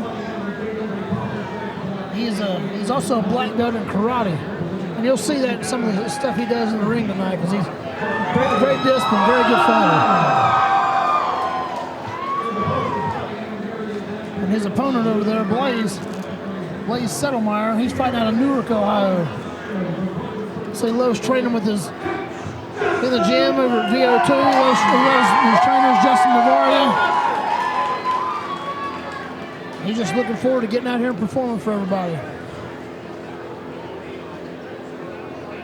The veteran referee, Rob Riley, in charge of the action. Here we go, round 1.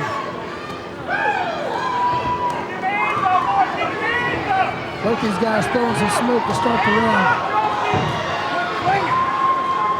Set your punches up, Justin!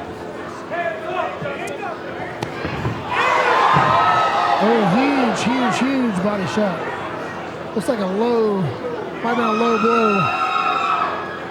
Referee Rob Riley steps in, calls it a low blow, accidental low blow. Looks like that hurt. Justin, take your time. Got his corner man over here to our direct right. We got Kenny Watkins and Donnie the Hammer Miller, the veteran professional fighter. Donnie's son will be fighting later on tonight. Can't wait to see that in his pro debut. The main event. Donnie's one of the best guys you meet in professional boxing. He's just a really good guy. Our winner from last fight, Matt Tennant, is going to join us here in just a second for a post-fight interview. You see the good sportsmanship there by Milam, not taking advantage of his opponent that slipped and fell. These guys are just non-stop throwing.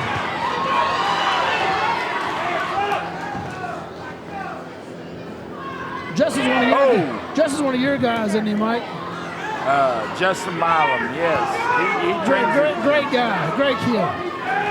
Very respectful, just a good guy. He's really. That's the second low blow he's taken in the first round.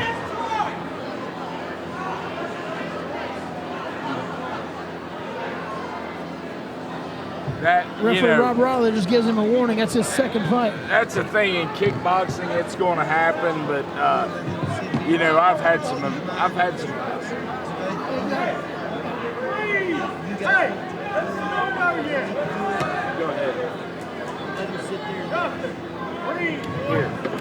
We'll join the ringside as the action starts back. The winner and defending champion of the last fight, Matt Tennant, is going to join us at ringside here momentarily. Matt, thank you for joining us. Excellent fight, excellent fight. Thank you, sir. It's like you spit yourself a little bit there in the last, trying to finish that choke. Man, I felt him go limp, and for some reason I let loose just a little bit, and he went, woo, and grabbed my wrist, and I was like, no, why did I do that? It was an excellent fight for you. The takedowns were phenomenal. Thank you, sir. What's next, Matt? Next, I think I'm going to do a fight at 145. Next, I'm going to do a fight at 145, so until I can get my weight in order, I cut 15 pounds for this fight. And that takes a toll on you. Both of us were both fighters, because he always fought at heavyweight, and I remember him cutting the 200 for cruiserweight once. I always cut down to 175, and it's miserable. It takes it out of you, it does. I'll never cut 15 pounds again after the second round was over. No, you got to give yourself about 6 months to cut 15 pounds right, the right way. I cut it in 2 days. Yeah. You look dead after the third round, but you know what? You finished strong, and I told Mike, I said, listen, it doesn't matter what he looks like. He finished strong, and that's all that matters. 3 minutes is 2 minutes, whatever it was, that's all you need. And you did what you had to do. I was proud of you, man. You did really good. Thank you very much, sir. Congratulations, man. So that's a well-deserved victory for you. That guy over there, props to him. I mean, he fought an excellent fight, too. Tough guy. Very tough guy. You guys are both skilled. Probably one of the best fight we've seen tonight so far. In case you guys didn't know, Jacob Lemasters was undefeated coming into this fight, and he was also ranked top 30 in the United States in his weight class. Yeah, we recognized that earlier, and that was an excellent fight. I said possibly maybe see a rematch in the future, maybe. If not, like I said, it was very enjoyable for us to watch tonight, and congratulations to you. Very, very well. Thank you, sir. Matt, Thank you so much. great fight. Enjoy your night, man. You got your belt. Enjoy yourself. Go have fun, and hope to see you around. We'll see you later. Thank you, guys. I buy the pay-per-view every time. I love listening to you guys commentate. Come down to the heavies later. We're going to hang out. Yes, sir. Let's do it. Good to see you. Take care. Matt Tennant, ladies and gentlemen, your defending MMA champion, 135-pound weight division. As we continue our match here between Justin Milam and Blaze Settlemeyer. It's been an absolute all-out war right now.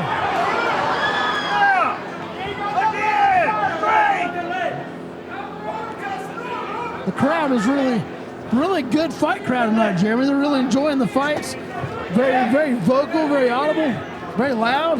It's a very nice crowd. Yes, everybody, like I said before, Parkersburg is 100% a fight town. These people love boxing. They love, MMA, anything, wrestling. They put out, hundreds of West Virginia State wrestling champions. Dave McNeamer. I remember I trained up here in 2006 with Gary Wolf. And he took me over into the wrestling gym one time to work out. And I saw all the state champion pictures on the wall, around this gym, and literally hundreds of state champions they've got in wrestling up in the city. And we I always enjoyed Parkersburg. I enjoyed fighting here. I enjoyed training here. The people here are phenomenal, and they always show up for the events. Always. Sometimes you get these local shows and they're hit or miss on who you got on the show. But these shows up here, it doesn't matter who's on the show. People will see there's a boxing match coming on, and they show up. It's phenomenal. That's absolutely right. Like I said, these people. That's huge props to the city of Parkersburg. What a round. Parkersburg, Vienna, this whole area up here, they just always turn out for the fights. No matter where Mike puts on the shows at, whether it's what community it's in, it's always a huge crowd.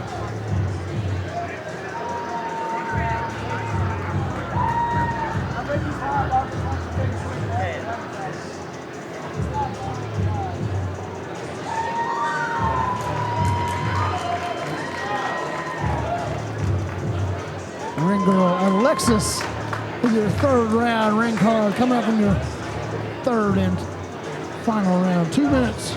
Kickboxing, 135 pounds. Blue corner, Justin Milam. Black corner, Blaze Settlemeyer.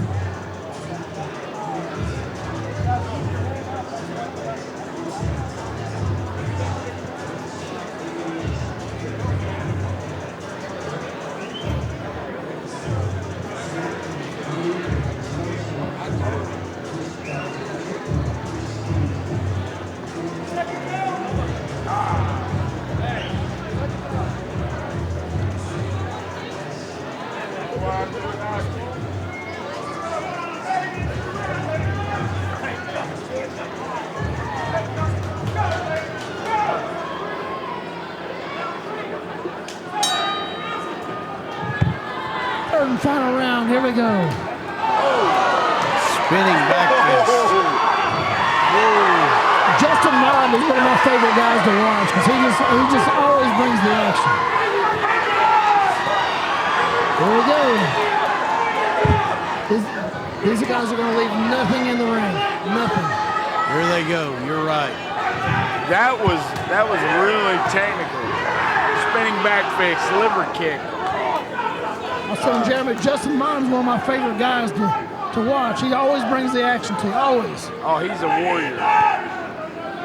These guys are going to leave nothing in the ring tonight.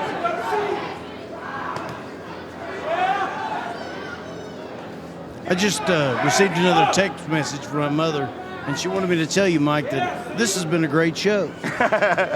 Well, thank you, Miss Bates.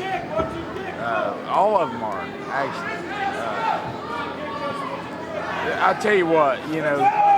These fights up here in West by God, Virginia, these guys go at it, and that's all you can say. Well, you stepped away from the table. We were paying compliments to the city of Parkersburg in the area. How they always turn out for your event. They always show up and they're always enjoying the show. They're loud, they're audible, they really enjoy the show. Yeah. Oh, they do.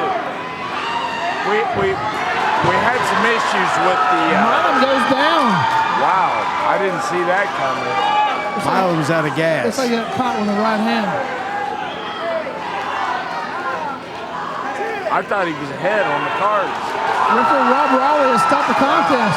He's got a huge cut on his right eye. Wow, what a fight. What a fight, yeah. Very entertaining for the crowd. His opponent was a debut, Blaze Settlemeyer. Wow. Again, the VO2 guys. Very impressive. The VO2 guys are shocking people. Very good fight. Wow. There was some good technique in that. For a debut fighter, Blaze Settlemeyer, he was really composed, really technical. You know, Justin Overia, wasn't he a national amateur champion? Absolutely, he was J.O. He fought at what? He fought in like the smaller weight classes too, didn't he? Yeah, he was always a big.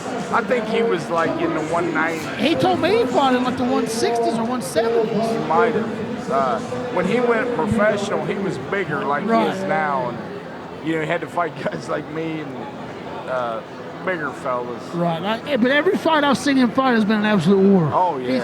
He fought against some of the best guys, even our local areas. Like he fought Jason Petaway back home. Jason's one of our local guys in Huntington. Phenomenal guy. Very technical. And Jason's one of the best technical guys you ever see. And it was absolute war down there in Huntington. But great fight. These guys both deserve a round of applause. Very entertaining. I know we got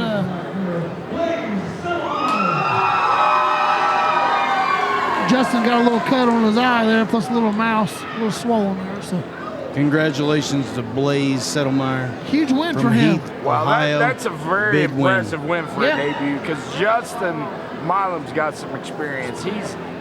He's boxed probably 15 times.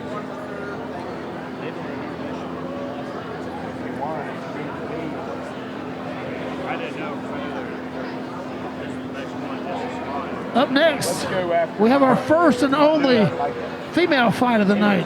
Women's welterweight championship bout. 147 out of the black corner, Jessie Semino from Kickboxing in Pittsburgh, Pennsylvania. Out of the blue corner, I got Tanya Hopkins fighting right out here. Looks like out of the Doghouse Gym. He trains with Donnie the Hammer Miller, Lightning Mike Shepard, and Kenny Watkins. What is going on now?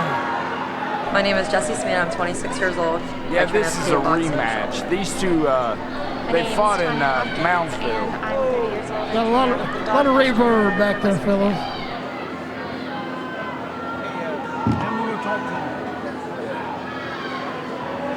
Much better, much better. Now we're back online. Tanya Hopkins right here. Fights out of Vienna, West Virginia. She's your 2021 Parkersburg Tough Man champion.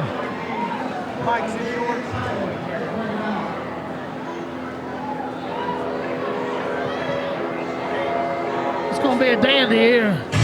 Yeah, this is a rematch. These two boxed up in Moundsville a month or so ago, and they went at it.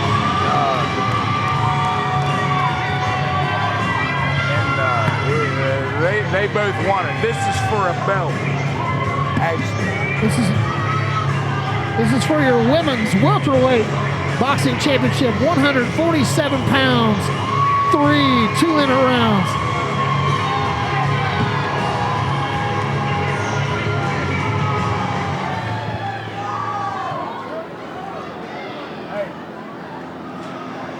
Give it to him.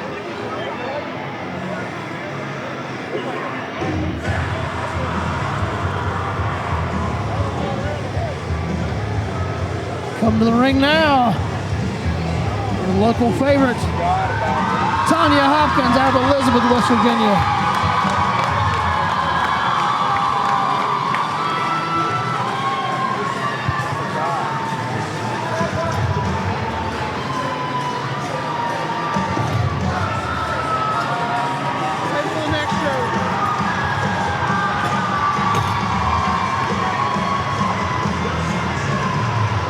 We got our ring card dude in there right now showing off the title belt. Jeremy Bates is my favorite ring card dude ever. Adam Collins is one of my little Hulkamaniacs. We'll send it up to the ring to the Big O, Rodney Ortiz.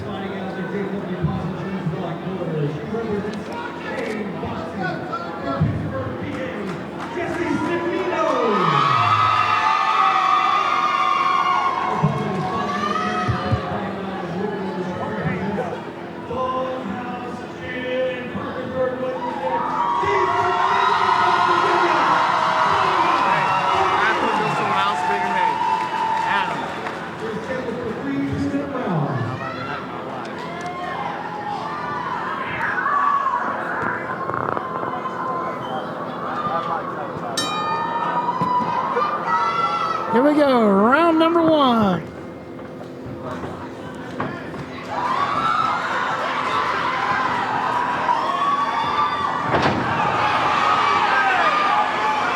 was that? It was more of a slip. Jesse called a slip. It looked like the other girl threw a knee. No, Matt Jones called it a standing 8 count. Give her a standing 8, called it a knockdown.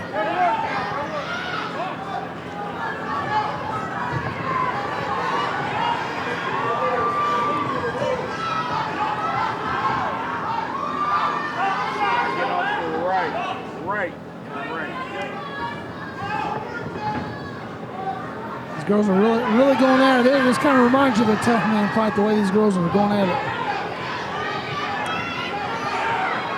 But 2-minute rounds is a long time. It's a huge stat. It's double the time from tough man. That is definitely a tough man pace. Yes. 2-minute rounds is an eternity at a tough man pace. These girls really want it, both of them. Cimino seems to be remaining calm, standing in there, throwing straight punches.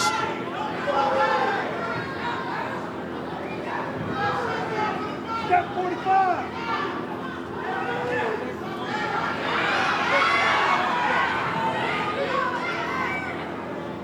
There's no quitting Hopkins, that's for sure. The pace is definitely slowed down quite a bit from that frenetic first minute.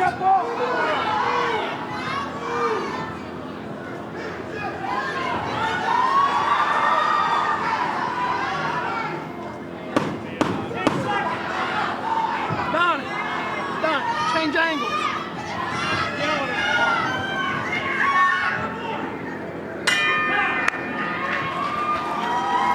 I think Cimino pulled the round out, but I'll tell you one thing, Hopkins never took a step backward. No, she didn't. The You think entire that's fight. a 10-8 or a 10-9? It's probably a 10-9. It was close enough. But the judges will probably call it a 10-8 because of the knockdown.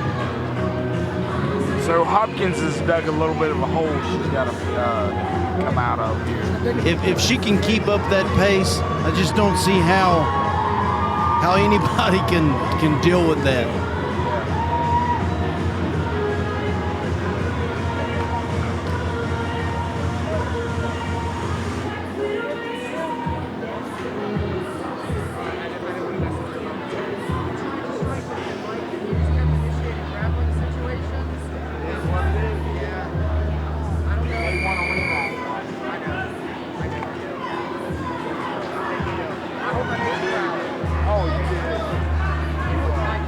Round number 2, 147 pounds. Women's welterweight boxing championship. Samino, black corner. Hopkins, blue corner.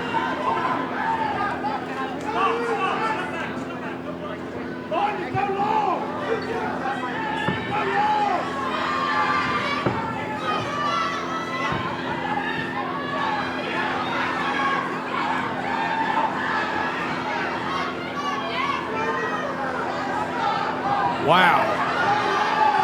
What an exchange. This is a fight. These girls want it bad. You gotta get out of the corner there. Referee Matt Jones telling the fighters to step back, and that's the problem. Neither one of them want to step back.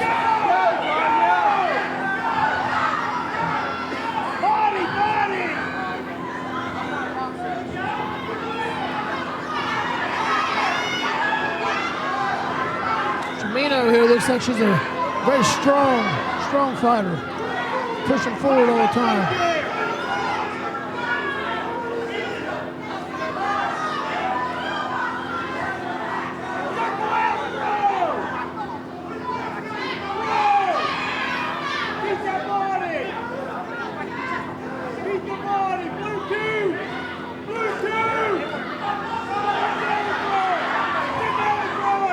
It's like Hopkins is trying to work the body as the crowd keeps chanting. She's trying to work the body.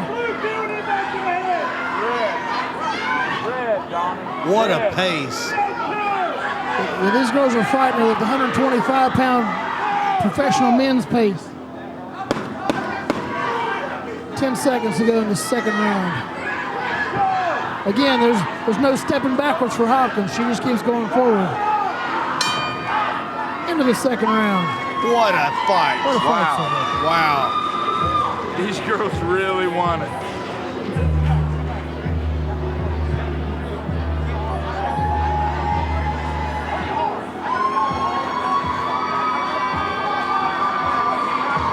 We got our ring dude in the ring.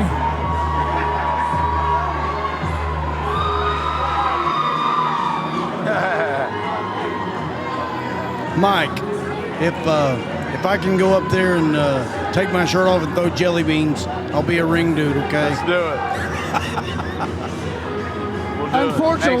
Unfortunately, we're fresh out of jelly beans. Oh, darn.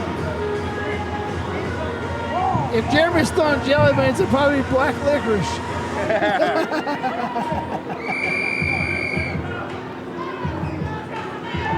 Third and final round. Women's welterweight boxing championship. Of an absolute war. Both of these girls want it really bad. Well, my scorecard, I think blue corner is going to need a big third round here. Don't let up! Put your hands down the whole round! She must have heard me. She must have heard you talking, Adam. Which is rare because I hardly ever talk. Wow. Hopkins needs to step off to the right and get an angle over there. You can hear her cornerman telling her in jangles. I mean, she's smothering herself right now. She's got the fire. Well, there she goes. I teach him after a right hand, step to the right. Right, boom, step. Yeah, and then there's another right hand, left hook, and then skate. Skate to the right. No matter what you say, though, you can't beat want to. No matter what it is in this sport, technically wrong, all of it. She's winning this third round. If you want to, bad enough, you will win boxing. Yeah, she is. But she needs a knockdown here. Well, did she win the second? And this other girl's very tough. This looks like a split decision. But she's backing up now, letting Samino move a little bit forward.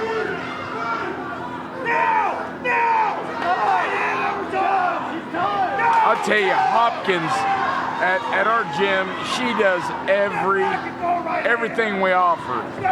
Boxing, kickboxing, MMA, cardio boxing, cardio kickboxing. She's there every class we offer, she's there. What a warrior.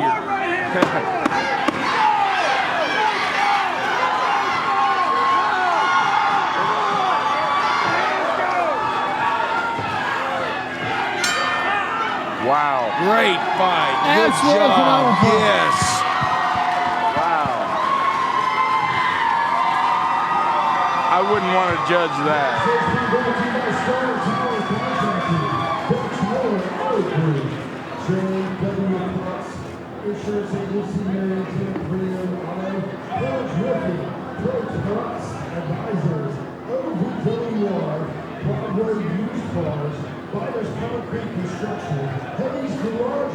Absolute phenomenal fight. Women's welterweight boxing championship, 147 pounds. Vacant title. Winner of this will be the new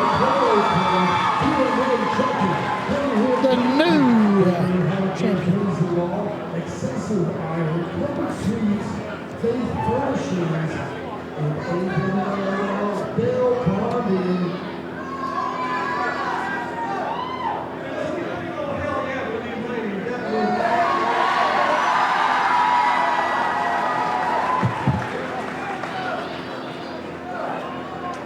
We'll send it up to the ring, to the Big O for the official scorecards.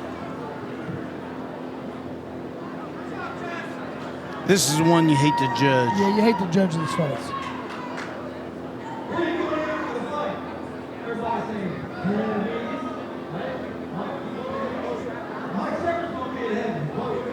Our promoter and co-announcer here, Lightning Mike Shepard, to pass out the championship belt.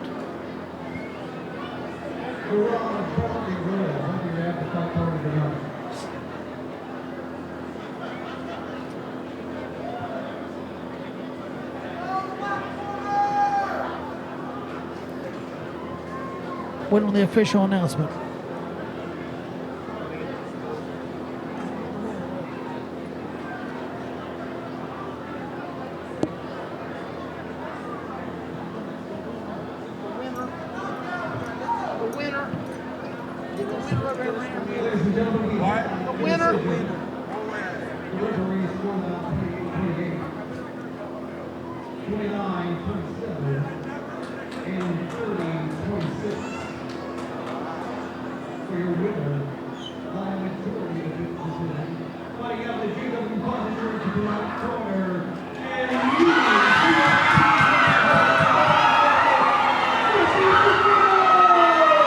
So your winner, Jesse Chimino, playing on the black corner on a majority decision.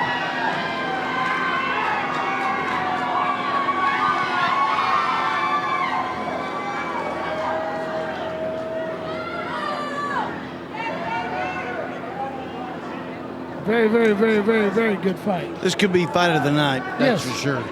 Yeah, the pace was blazing.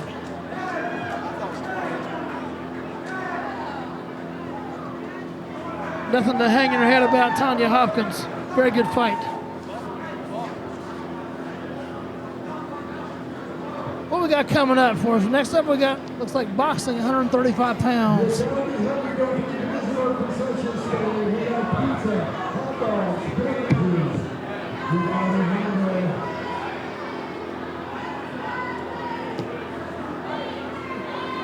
We're gonna go to ringside here. Sitting here with our Tanya Hopkins joins us at ringside. Tanya, things didn't go your way, but what a fight. You know, definitely fight of the night, I think, so far. Awesome. You guys, what a heart, you know. Excellent fight. You know, the pace he started out was the 1 minute round pace. Oh yeah, for sure. He kept throwing punches. It was awesome. Yeah, you guys were great. Thank you. So you got nothing to hang your head about. We've all been there. We've all. It was an awesome experience. I feel much better about this both fight. fought for titles. We both defeated. So nothing to hang your head about. Phenomenal fight. absolutely great job. Congratulations. God bless. Thank you. And stick with this. You got tons of talent. You got a great trainer, so stick with it. I appreciate Good job. it. Congratulations. Thanks. We're also joined at ringside here by the new women's welterweight champion. Jessie Semino joins us at ringside, your new champion. Well, thank you very much. Thank you. How you feel after that? Like a freaking winner, baby. You know, that was a war, something to be proud of. You guys fight it into the night so far. She's one of the opponents that I fought here. That was the toughest opponent I ever had. Yeah, so it was absolute war. You guys went the 1 minute round pace for 6 minutes. Right. And I say that's just 6 minutes. The worst 6 minutes of my life. Yes. The worst and the best. Yeah. Right. Amen, baby. Well, you come out the winner. Congratulations. Thank you guys so much. Huge Thank win. you. Congratulations. Have a good night. Coach.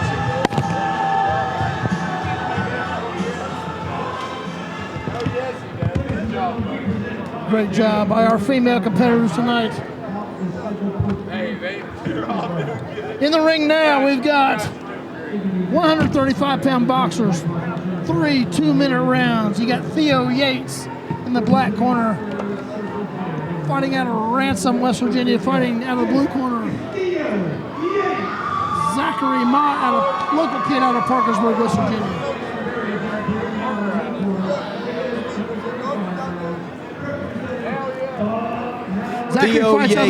Zachary fights out of the doghouse here. Says he has 2 tough man contests and 1 amateur bout under his belt, so has a little bit of experience here. Here we go. Referee Matt Jones in charge of the action.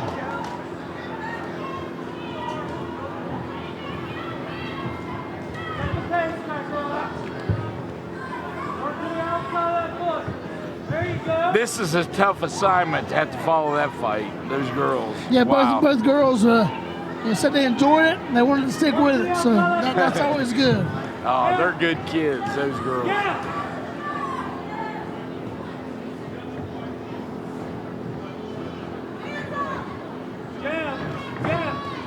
your jab. Touch it with that jab, work outside that foot. You know,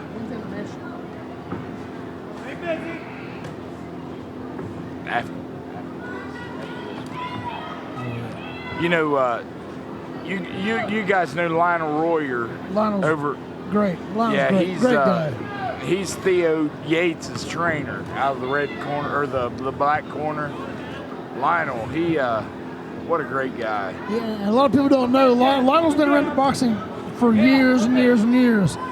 And it might have been 2 or 3 years ago, Lionel got electrocuted on a job. He's an electrician by trade. Yeah. And he got electrocuted to the point where they had to put him in like a cooling chamber to cool his body back down. He was so, and he barely made it. Yeah. I mean, he made it, and God bless him. He's here, and he's back training these fighters again. And working with these kids. What a guy. And we loved Lionel. Lionel's always been a good guy in the boxing community, and it was just, I know we all followed along on Facebook, the updates, and when there wasn't an update, it was on the edge of our seat over it. But, we're so thankful that Lionel's still here with us. Yeah, he's over in the black corner doing his thing. That's his passion.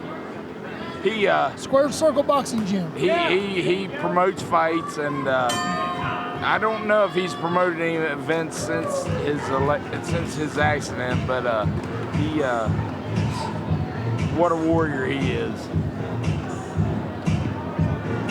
One of my best friends. Yeah, Lionel's a great guy. He brought a fighter to the Tri-State Gold Gloves in Ashland, Kentucky a couple years ago. And I was Lionel's only friend there. I'm the only guy that he recognized. So we had a really good time hanging out. And his fighter got the royal home cooking treatment. His fighter won every round and lost the unanimous decision. And the whole crowd knew it. That's a shame you see that in boxing. And Lionel made it known to everybody that he'd never be back to the Tri-State Gold Gloves. Well, yeah. And I couldn't agree with him more. I was the same way. I was up there with him. I said, that fight shouldn't have been called the way it was. But Lionel's an absolutely phenomenal guy. He used to, when mixed martial arts became legal, he's the only guy around within 6-7 hours that had a cage and I rented his cage. My first 2 MMA events. Big left hand. But now they've made it legal, mixed martial arts, and a 5-rope ring. So now we just, because we can have boxing and kickboxing. You just add the 5th rope to it. Yes, and so now we use Steve Neal's ring, but Lionel, he would come down and bring his cage, and he had a helper, one of his sidekicks. We had such a good time. Goodness. Lionel's one of what we talked about earlier on the show was the good guys. Nice right The hand. good guys in the boxing community that we've met over the years. And Lionel's one of those guys that we like to call part of our family here. You know, nothing takes more out of you when you land a shot like that and the guy looks at you. Yeah. I remember thinking, man, what I got to do? You know, you hit a guy with everything you got, and then, you know, they give you a look. That in itself takes a little bit out of you.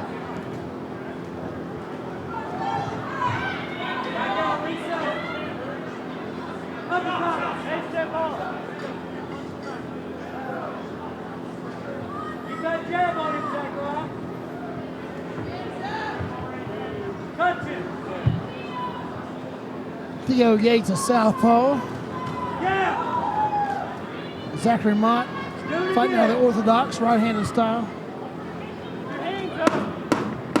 10 seconds to go in the second round. Theo Yates is actually 0-1 in boxing, but you couldn't tell it by tonight. What a tough guy. Yeah, well, I believe he had an MMA fight and he won.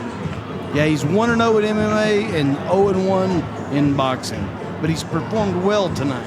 Yeah. He's taken some huge shots and come back. He has a good coach. And he has a good chin.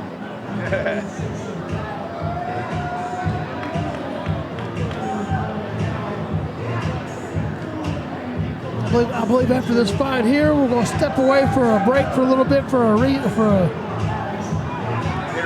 little intermission. So we'll take a break from the action for just a little bit.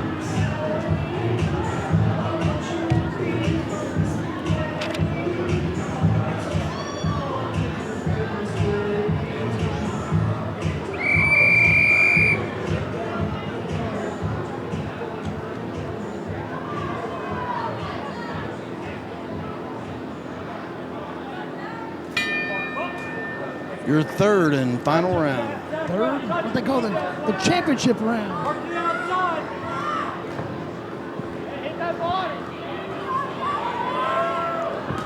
Nobody wants to slip a punch in there and make sure they know that they're the toughest one. I'm going to take your best shot on the chin, and I'm going to show you. Huge right hand right there. And he's right back. Zachary Mott. And Theo Yates takes it and smiles and comes right back.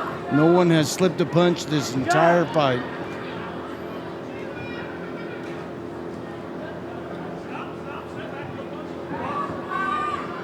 Keep that jab going.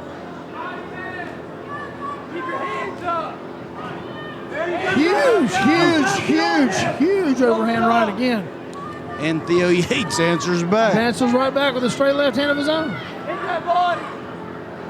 Little uppercut jab combination. These guys have never seen a punch they didn't like.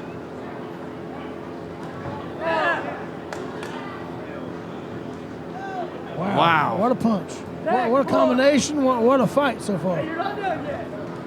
Go, get on here. If you guys like fighting, this is like the old-fashioned fight where you put a huge tractor tire in the middle of the ring and they put their front foot in and they don't back up and stand them bang. That's what these guys are doing. Stand on the line. Wow. What shots. Theo Yates has taken over the third round. Theo Yates might pull this fight off. Huge uppercut there. Nice punch. Yates turns around to fight orthodox. This last little What an uppercut. Bang. Great fight. Great fight. Back-to-back great fights. The female fight and then this fight here was phenomenal. Absolutely. As far as action goes. I don't know about you, but I thought Theo Yates pulled it off I in thought the Theo end. Yates pulled it off too. But if Theo Yates didn't pull it off and they ruled it the other way, I can't argue. Yeah, you can't be unhappy with either decision. Either way. This is a prime example why draws.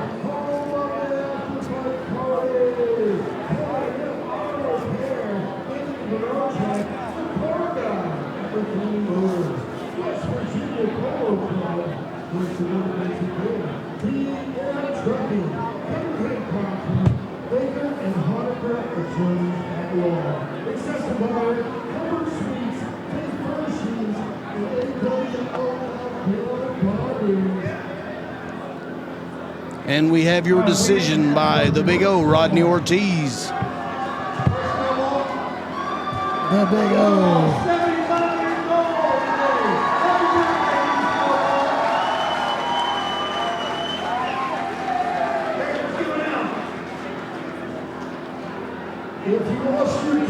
Great sportsmanship, guys. Great sportsmanship. Just like we're typical of seeing in West Virginia. Absolute war, and then hug it out in the center of the ring and be friends later.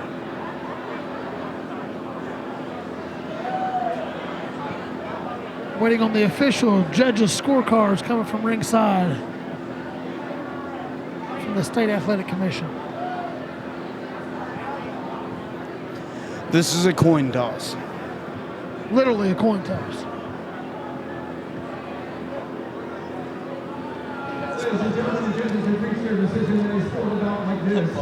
Here we go, the Big O with your official announcement.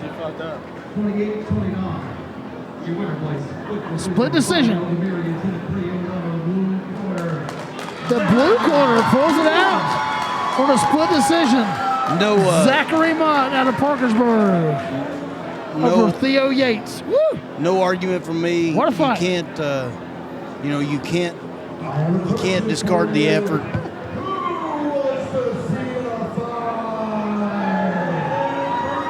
I believe we're going to take a 15-minute intermission. I thought we were, but the judges, looks like we're going to announce another fight here.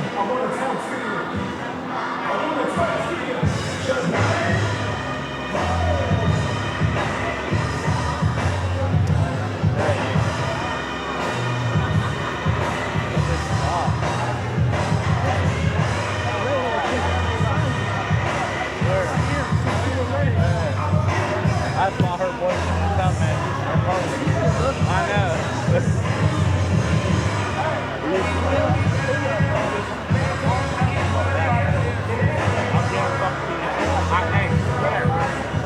Turn that on.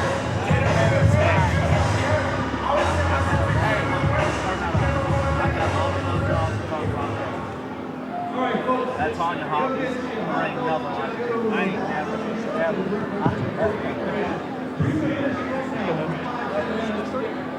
Oh shit. You all see this out. Woo!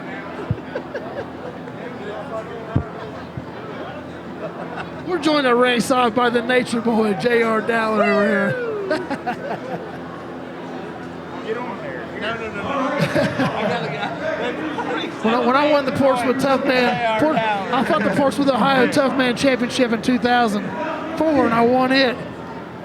The very next weekend, we came down to watch the Parkersburg Tough Man, and JR and Ryan Britton fought each other in one of the bloodiest fights I've ever seen in my life. And I said, thank God I won Portsmouth last weekend. They said, well, Corky said, why is that? And I said, because I sure as heck didn't want to fight this weekend. The only reason Brent beat me is because of Baines. What did he say? So the only reason why he lost to Britton was because of you. Coming up, bout number 10 of the evening on your fight card, Kyle Midkiff out of Pineville, West Virginia. Jakeem Gaithers out of VO2 Fitness in Heath, Ohio. Kickboxing, 170 pounds, 3 2-minute rounds.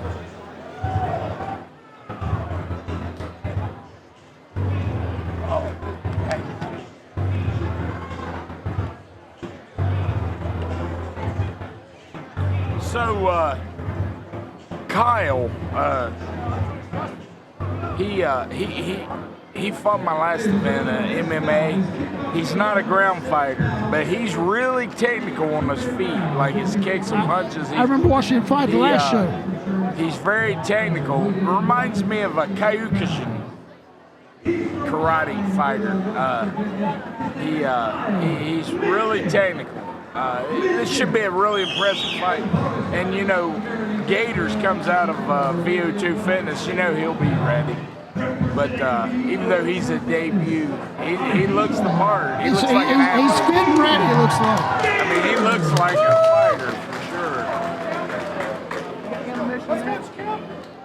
We were going to that last one.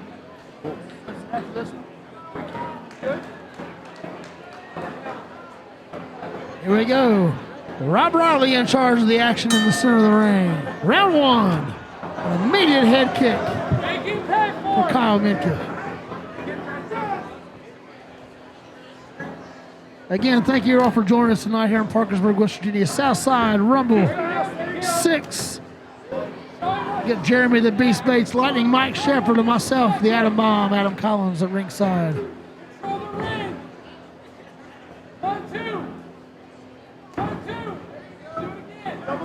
These two guys are really composed. It's kickboxing, 170 pounds. You know, huge straight kick. You just don't land kicks without punches. You got to punch to kick and kick to punch, you know. And the best combinations I've seen in kickboxing are the kicks and then the 1-2 after the kick. Yeah. Usually the kick will set up the punch combo. Yeah, the one you got to blind them. You got to stick a punch in front of them in their face to blind the kick. A 1-2 punch and then a kick. These two look really, really comfortable. I mean, I'm impressed. This is pretty high level martial arts.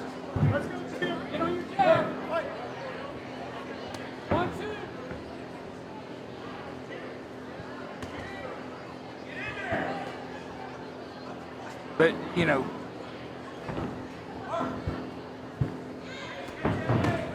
these guys seem to be really comfortable in there. Oh my, Midkiff is really comfortable, but he's accidental low blow. He's not punching. He just, oh my. That's it. Accidental low blow. What's that gonna be? A no contest, you reckon, or a DQ? No, is it on an accidental low blow? Yes.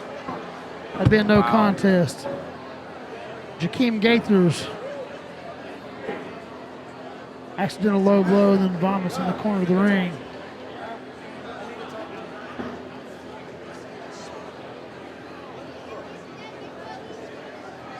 They normally get 5 minutes to recover, but I'm not sure what the rules are if you vomit.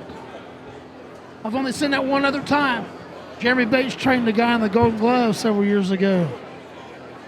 And Jeremy Bates' guy caught the guy with the body shot. And the kid threw up spaghetti all over the ring. In Chesapeake, Ohio. Remember this, Jeremy? No. Yes, you do. I think with the COVID laws and the COVID rules now, any kind of, when... Bodily fluids. Yeah, bodily fluids. You have to, the fight is called at this point. So I don't know the decision, but I know the fight's over. Kyle Midkiff's still pacing the ring like the fight is going to continue. But I do know that on accidental low blow, they give you 5 minutes to recover. But I know the referee has stopped the contest. I don't know how this decision is going to go.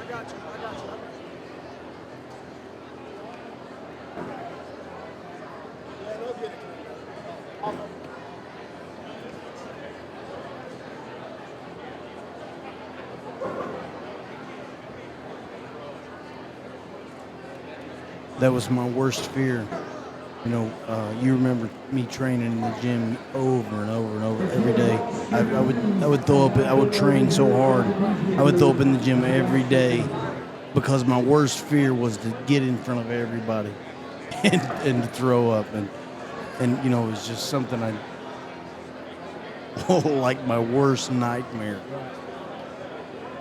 I never did, knock on wood. Well, the good news is neither one of us are fighting anymore. Absolutely. Everybody says, "Hey, you still fighting?" I said, "Yeah, old age. Yeah. I'm fighting it every single day." If someone called me for the right amount of money, I'm still going to do it. So I'm never completely retired. I've been injured more since I stopped fighting than I have when I was fighting. I blew out my knee weeding. I cut my eye yesterday giving my dog a bath. I need to start fighting again so I won't get hurt. I tore my hamstring and I had playing softball. So yeah, I need to. It looks like, I'm not sure what the official decision was. Mike Shepard is in the ring, showing some serious skill right now, if everyone can see this. He's a promoter. He is a mopper. He's a commentator. He's a master swabber. A swabby, Mike Shepard. He's doing a fabuloso job. If you smell.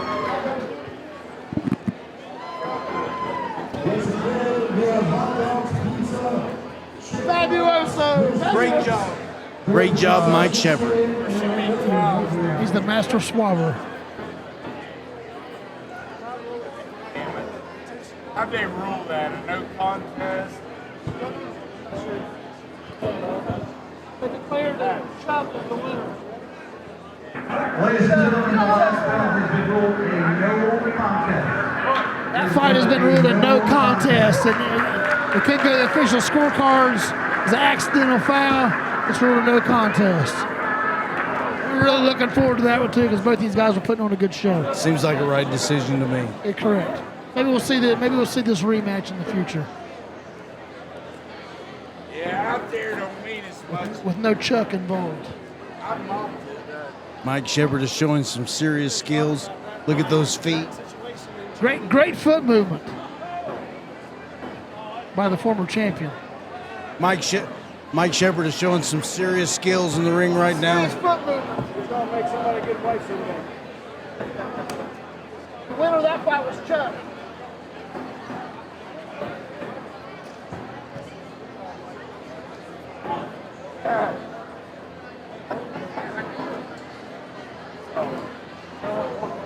Tonight's after party is going to be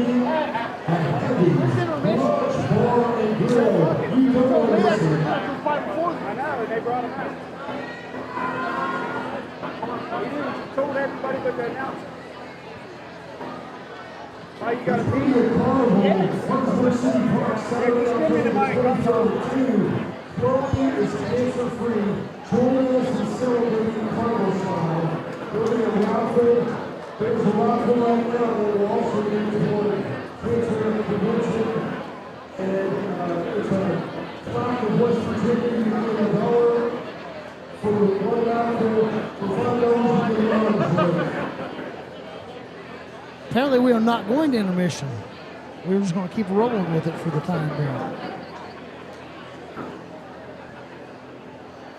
There's only a little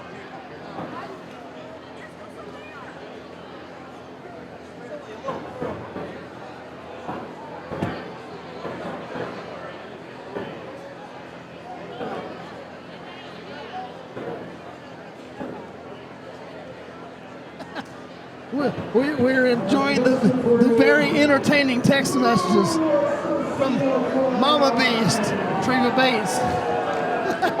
Wax on, wax off. Wax on, wax off.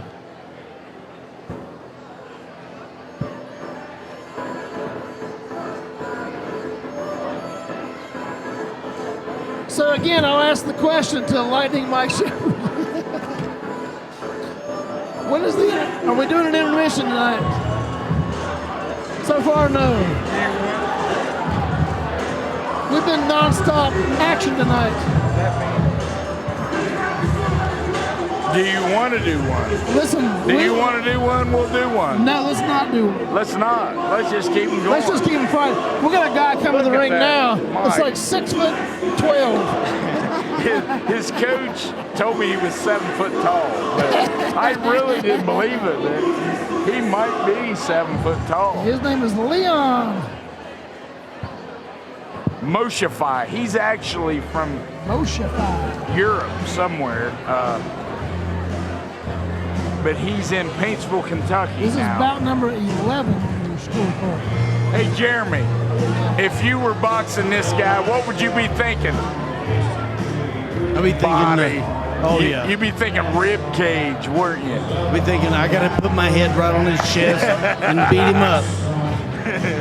And his opponent tonight is going to be Jesse Malloy out of Hanover, Ohio.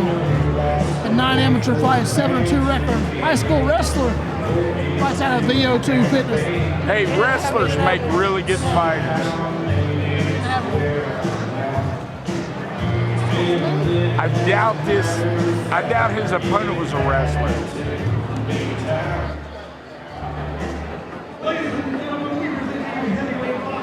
Wow, this is a huge height difference. Leon Moshefi against Jesse Malloy. Heavyweight boxing, 3 2-minute rounds.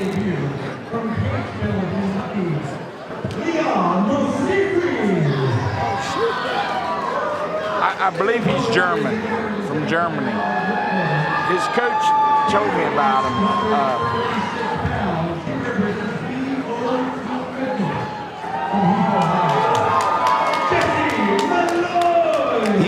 He's at least 6'9", and he weighs 215 pounds.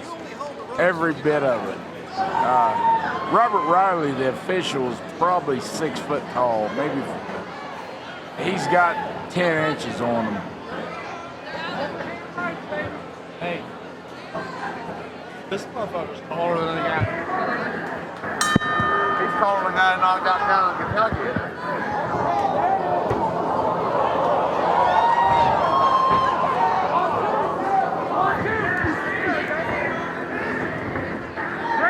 Malloy comes out the right way. That's what you have to do against these guys. You can't take a step backwards. You got to go forward. Keep your head inside the entire time. Because when you're a ring away, he can still hit you. Right there is where he needs to stay. Well, but he jumped back. Like, he should step to the right or to the left and get an angle rather than jump straight back. I wouldn't go backwards at all. Well, sure. I would push him to the ropes every time that I did something.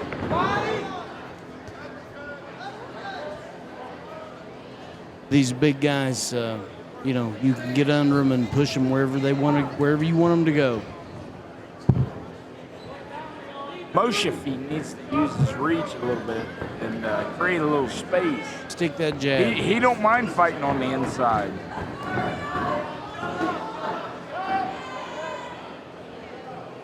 But he's not effective on the inside. He needs to throw that jab. He's covering up. I don't think I think he's a tough guy. He needs to get that jab going and keep his opponent at a longer range.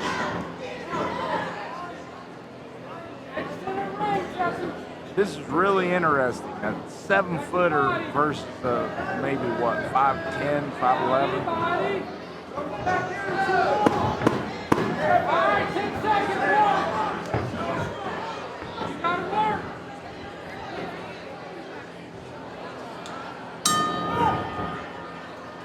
I don't know, pretty even. I wouldn't want to be a judge, but I thought the shorter guy won the first round. Probably. He was a little more aggressive. The tall guy didn't use his reach advantage. He gave it up. Just, sheer will. Malloy won the first round.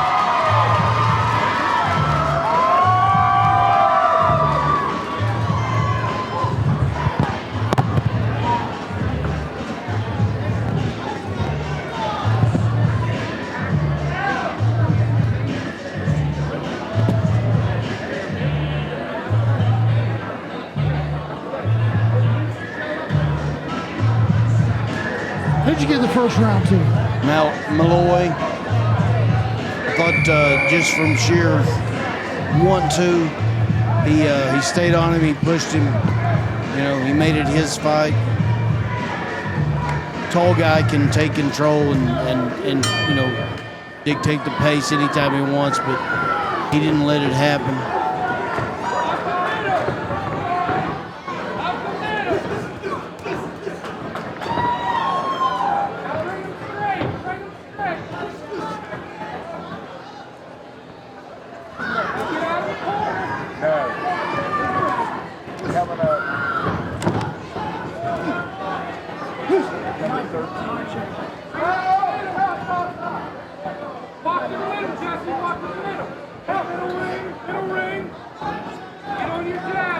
I'm still waiting to see the long 1-2, from the outside. Right. He still hasn't dropped it all night long. He's still, the guy has such an advantage when you don't realize how tough these tall guys are. If you watch the Tyson Fury Deontay Wilder fight last weekend, you'd understand these tall guys are unbelievable. Yeah, but you have to use it to your advantage. You have to use your height. This guy needs to drop a 1-2, a 1-2, a 1-2, and just constantly keep that in his face. I fought on an ESPN show back in 2014 in Los Angeles, and I was walking out of the weigh-ins. I'm running to Deontay Wilder outside. I was walking in to get some pizza after the weigh-ins, and he was walking in to talk to the promoter. And I thought he was a giant. And then you see Tyson Fury, and he's 2 inches taller. It's unbelievable how big these heavyweights are. Yeah. If I threw a straight, long right hand there, it was really, really good right hand there. He's starting to figure it out a little bit. Once he figures it out, hey, I'm going to keep him out there. He's going to cause serious issues. But right now, he's losing this fight. He's losing, yeah, the shorter man's winning the fight. Because he will not keep him out with the jab. Malloy looks like obviously the stronger man.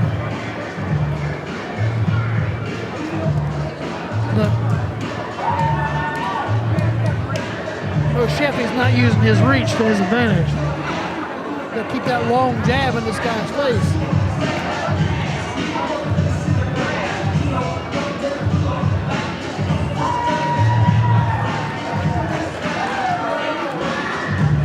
Ring girl Emmy entertaining the crowd.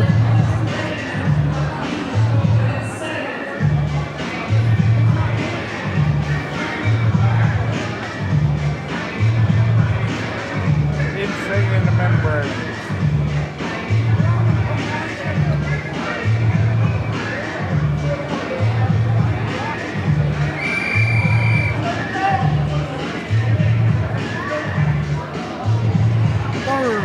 Third and final round.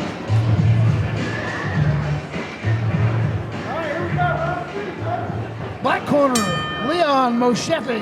Blue corner, Jesse Malloy. Heavyweight boxing, 3 2-minute rounds. Malloy comes out with a nice right hand. But boom, big overhand right. Most impressive thing about Malloy so far has been the Ohio State tattoo on his leg. We know he's got great taste in football teams with the Ohio State logo on his leg. I say that surrounded by a UK fan and a West Virginia fan, so I have to say that. I'm an Ohio guy. Good straight right hand to the body by Malloy.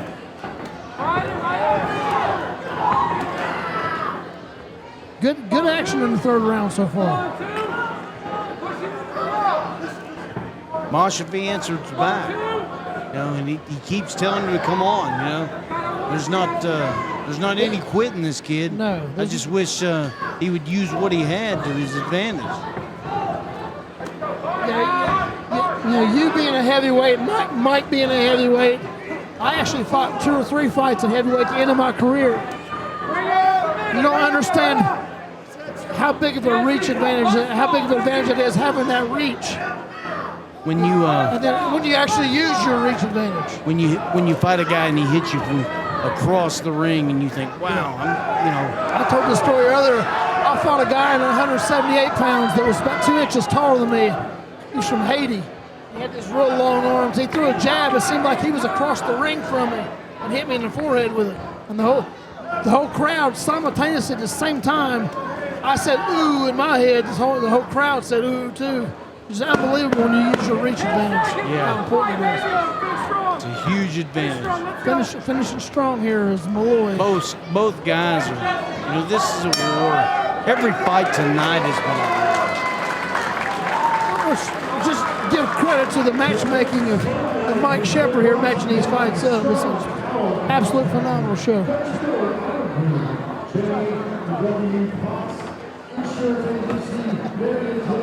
Who do you got winning the fight? I've got blue corner Malloy. Yeah, I got Malloy winning too.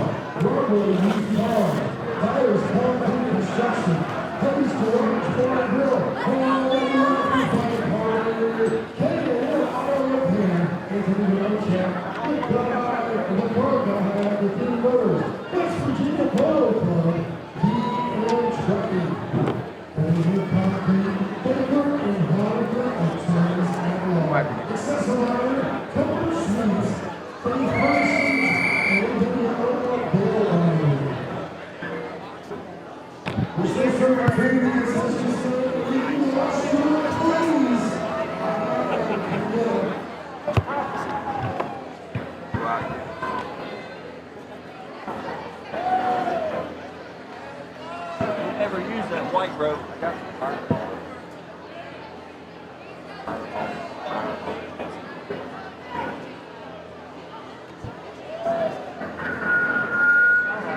Is it over? The fight is wait for the official scorecards from the Big O. Ladies and gentlemen, we have our decision without a score like this. 30-27, 30-27, and 30-27. A unanimous decision for the fighter of the Marion 10 pre-on blue corner. Looks like unanimous decision. 30-27, all three scorecards. So sometimes height doesn't matter. Jesse Malloy, if you don't use it, it doesn't matter. That's correct. Jesse Malloy is your winner. If you're fighting in a phone booth, it don't matter if you're 7 foot tall. Malloy It's fighting out of the Marion Tenant pre-owned auto blue corner. Up next, Chris Givens is making his debut out of Williamstown, West Virginia, fighting out of the black corner. The Jim Potts Insurance Agency black corner. mixed martial arts, 170 pounds. For 2-minute rounds, his opponent, Chandler Owens, hometown guy, debut out of Parkersburg, West Virginia. Mike, what do you know about this guy? Chandler, well, I know Chandler a little bit. He trains over at the gym. He's a beginner. His dad was a really, really high-level wrestler. But Chandler is an athlete. He's about 6'4", and he's got a lot of reach. I had a chance to talk with Chandler earlier. He said that, I asked him who his hero was. He said himself. And I asked him why. He said, I've messed up my life beyond belief. He said, but I put it all back together for myself, and all by myself. He's a good boy. He's a good kid. He said, I want to win at all costs. He said he's going to dedicate this fight to his mother who passed away, Tracy Michelle. Well, that's impressive. And I said, won't you tell us a little bit about your gym and your teammates? This is what he said about you, Mike Shepard. He said, you're amazing. You got amazing teammates and amazing coaches. So a very proud kid. Yeah, he's a good boy. And now Chris Given, he contacted me a couple months ago, wanting to compete, and I made it happen for him. He looks fit, strong-looking guy. I don't know about his background. I know he's never competed in any kind of combative sports, but the guy looks like an athlete. He looks like a martial artist. But I think he did some training up at Marietta Combat.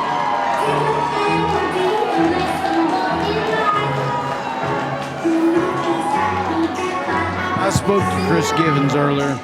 He's been training in boxing for 2 years, kickboxing for a year, and MMA a year. He said he'd like to thank his gym in Williamstown. He said they're really good at helping out, and he had nothing but great things to say. I think he's been training at Marietta Combat Sports, Marietta, Ohio. Says his hero is Sam Winchester, whoever that is. I wouldn't know. I'm sure there's a story behind that. Very interesting fight here. A couple complete beginners, but both guys very confident.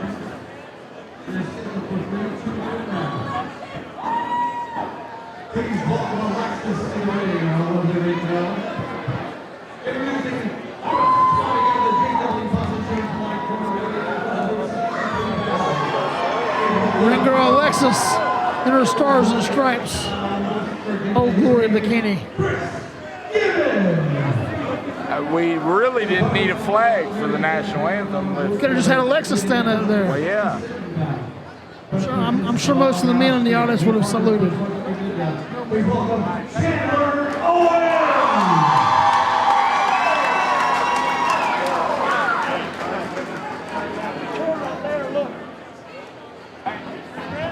Here we go, round one. Right behind him. Huh? Go, Chandler! Keep your hands up! A swing and a miss. Oh. Chris Givens took a right hand Huge there. right hand takes him to the ground. Oh, he goes up rear He's naked. out. This is it. Oh, wow. This is it. Wow, that was great. And he taps. And he taps. A quick tap out. Wow. Chandler Owens with your win. Rear naked. Listen, he dedicated that victory to his late mother. He made her proud. Wow. Yeah, I'm impressed. Wow. Wow. That's our first fast victory of the night.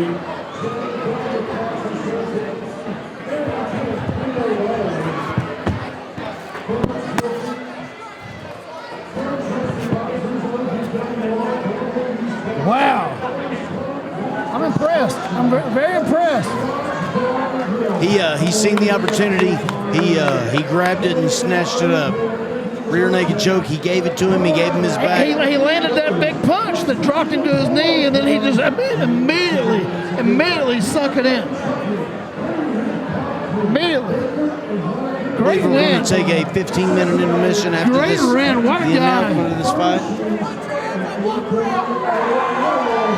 Tracy Michelle Cobank, the late mother of Chandler Owens.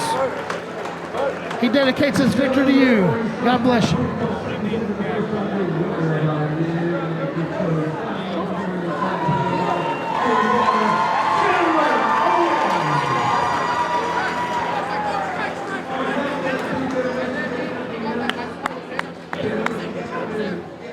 We're going to bring Chandler Owens down here to ringside for a little interview here in just a second.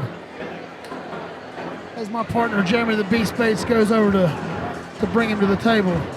What a victory. What a victory. I mean, in more ways than one, not just in the ring, but a moral victory for himself and for his family. What a kid. What a kid. What a great story.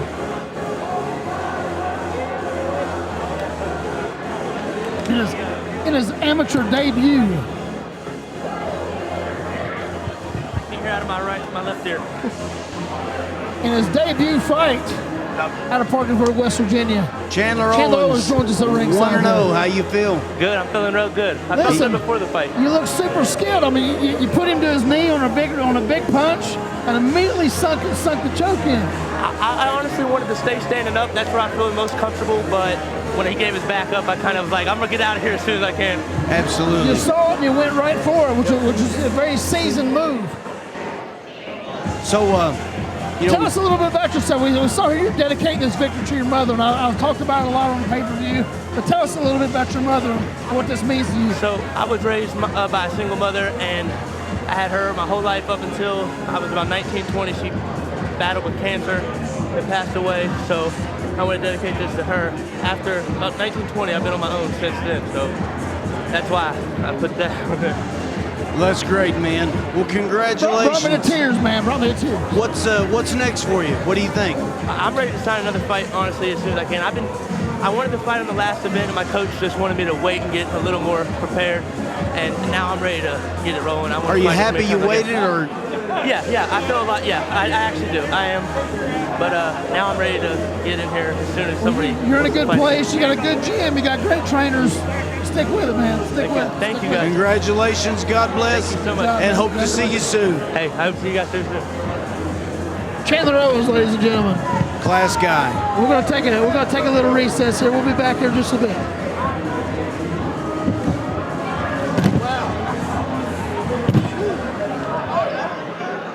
All right, looks like we're back online. Waiting on my colleagues to come back and join me at ringside here. As we're back in action.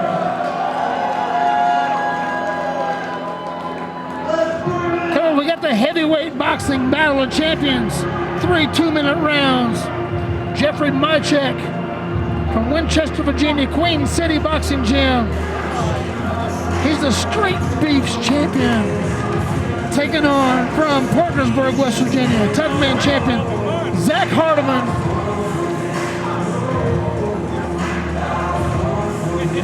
Jeffrey Mychek fights out of the Neutral Corner Gym in Queen City.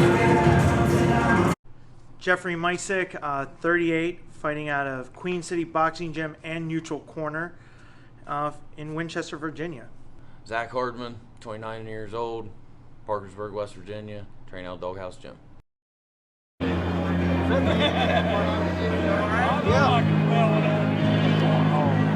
Zach Hardiman fights right out here in Parkersburg, West Virginia. He's trained by none other than Lightning Mike Shepard. Says he's got 3 wonderful kids. And he's ready to go to battle tonight. Hey, this is a rematch, and Mychek beat Justin Hartman a couple years ago at the Gulf Hazard or the Dugout. I don't remember exactly, but I believe it was Street Beefs, wasn't it? No. It was my event, but Mychek kicks people's ass on Street Beefs. He's a tough dude, but Mychek, I spoke with him earlier. He suffers from Tourette, autism. Yeah. And yeah, but he goes with it, man. He's a tough guy. He can take a punch, and he gives them. But Zach Hardman's a little bit. Listen. Zach does not train. He's busy. He works. He's got a family. But he's a different man than he was the last time. I don't know. It's going to be interesting. He won the Tough Man contest this year, and he knocked a couple guys out stiff, like cold. Here we go. Zach. Round one.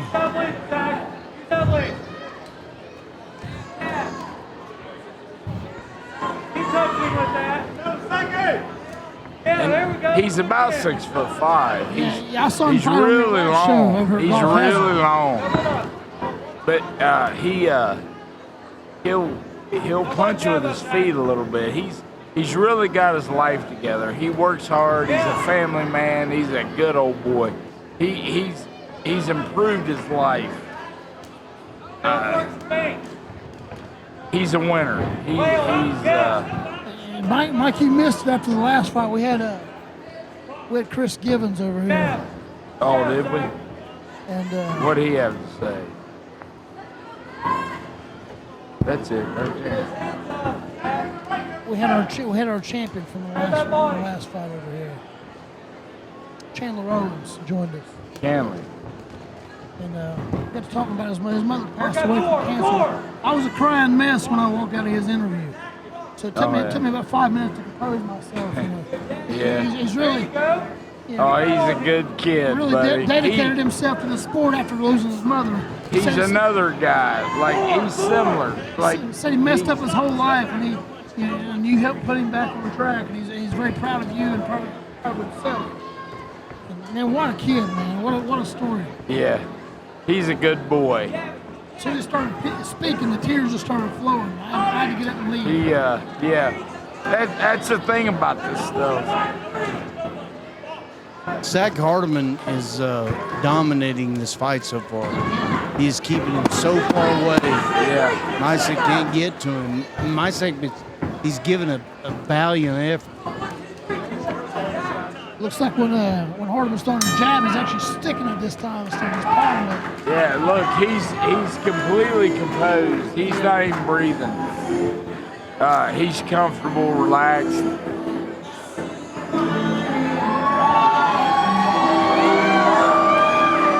Hardiman's a guy that he works hard. We got our young ring dude in here shaking it for the crowd. He sure is. But Hardman is. Looks like a young Jeremy Bates in there. I'm sure. Hardman is a. You have to be proud of the moves. You'd have to have the ball to go. Hardman's a pipeliner, and he'll work till 7, 8 o'clock at night, and he's got about 3 kids and a wife, and he's a good guy. He can't get to the gym. We're closing the gym down when he's getting off work, but he wants to fight every time, and he's improved. He'll come in about once every 2 weeks. Round 2. Here it comes. Now, he fought a tough opponent at your last show, did he not? Mysek changed the pace just a tad. But I know in the tough man contest, he knocked a couple guys out stiff, like where their teeth hit the mat first thing. He can punch. He's very composed this fight. He just took a big right hand there from Mysek. He goes back to, what's right. Lean on and keep him way out there. He needs to throw that 1-2 like he's been doing the entire time. Get that long jab out there and throw it hard. Obviously, Mysek's the thicker man, the shorter, stronger guy, so you got to really stick that jab in there and hold him at bay. I kind of know a little bit about being tall and thin, sparring shorter, stronger guys. I kind of did it for a long time and back at Fitness World in Raceland, Kentucky. Those shorter, stockier guys beat the crap out of you. Yes, they did. But I taught you a lot of things. But in my later years, I beat the crap out of a lot of guys. Because of that. Because they couldn't hurt me. That's the way the sport of boxing works. You always give back at the end what you take in the beginning. Zach Hardiman's controlling this fight with distance. He's won both rounds. He's won the first round and he's won the second round. He's controlling him with the distance. He's keeping Mysek out. Gotta finish strong outside, here. and he's tying him up when he gets close. That's good boxing. Textbook tall man boxing. Yep. I got 2 rounds to nothing, Hardiman. Yep, that's what I got. 2-0.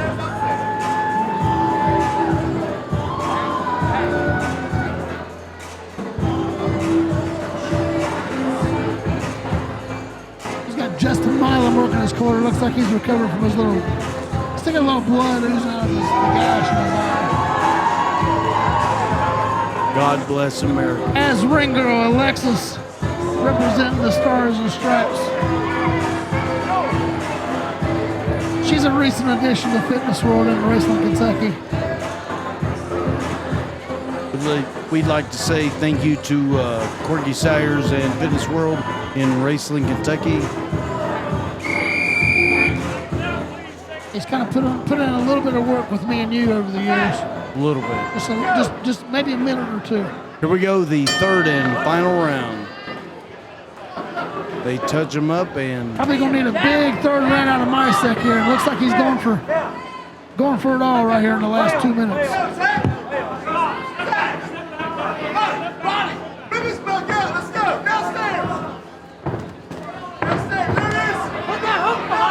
guys are really throwing some heat to start this third round. There you go. There you go. Again. Stab that body. No quitting, my set. None whatsoever. He's standing right in there. And Do it again. Downstairs. Now. Hit the body. Harper keeps sticking that jab out here. He's going to win the fight. Don't hesitate. But he's got to keep sticking it out there.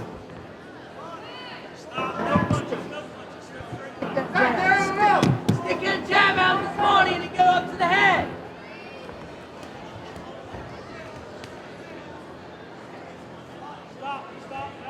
Zach, step off at 45 and throw your 2.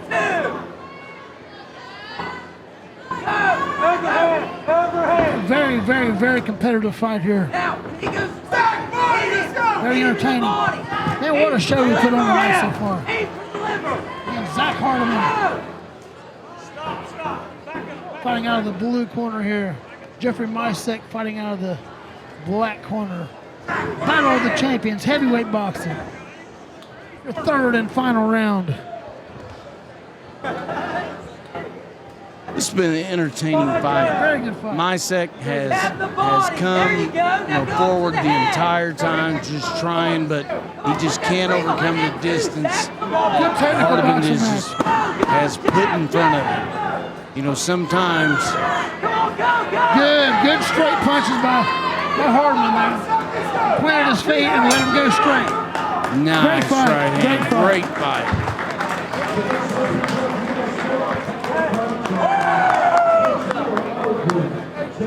Great fight by those two men.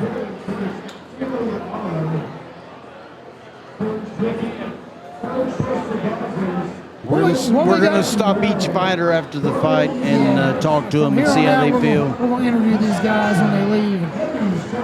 We got some good fights coming up too. It looks like up next we got the Doghouse Promotions MMA vacant championship fight, 155 pounds.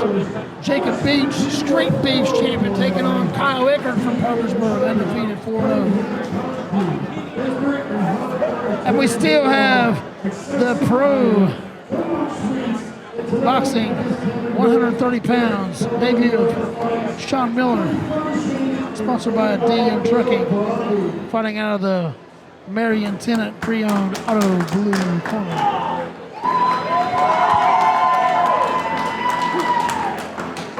I had Zach Hardiman win every round. I did too. The crowd showed him some love too. Misek, these fighters. he fought with heart and guts, and absolutely, definitely deserves recognition in this. But tough dude, man. Tough dude. Tough guy. But sometimes things just don't go your way. Sometimes you're the windshield, sometimes you're the bug. You and I both have been on both sides of that card.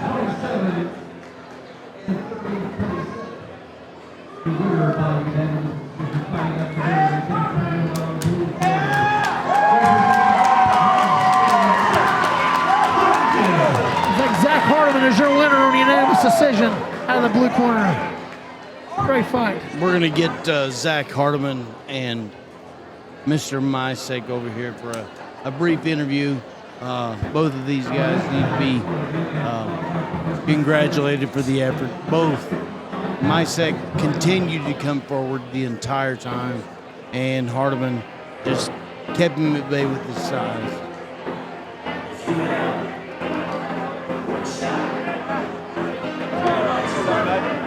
Zach,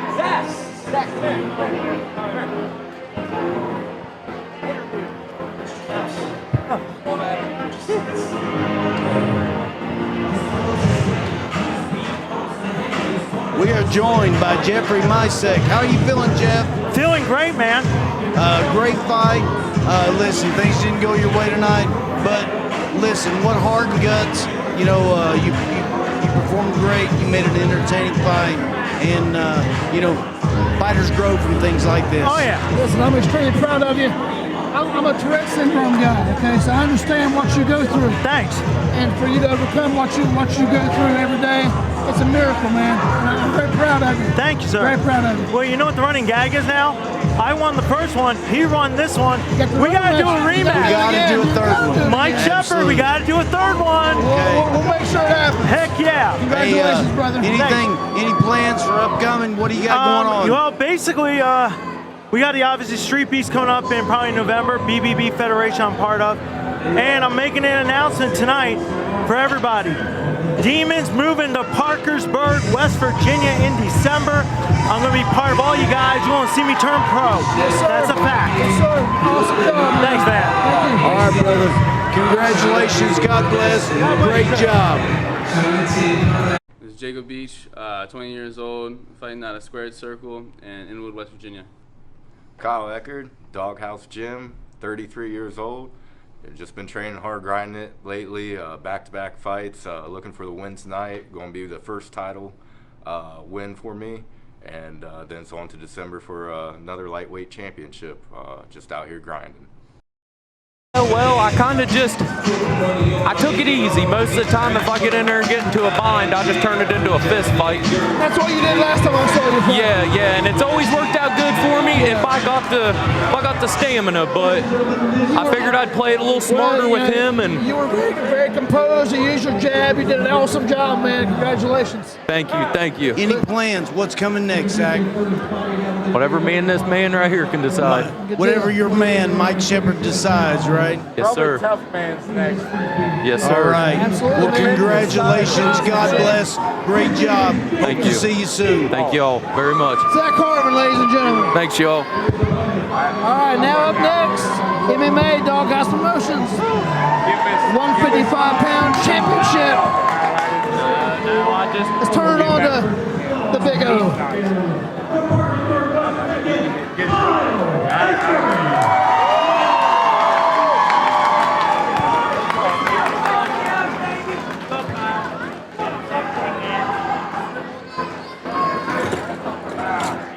Mike, Kyle Eckerd, is this your guy? Well, he trains at our gym. This is a rematch from the last event, and Kyle caught Jacob Beach in an armbar off his back. Jacob Beach he's a really good fighter. He's got a good. Eckerd's got a good fighting last name for being in Parkersburg. Yeah, no doubt. He's cut already. He's cut already. Oh, he's got it. That's it. He got it. He tapped. He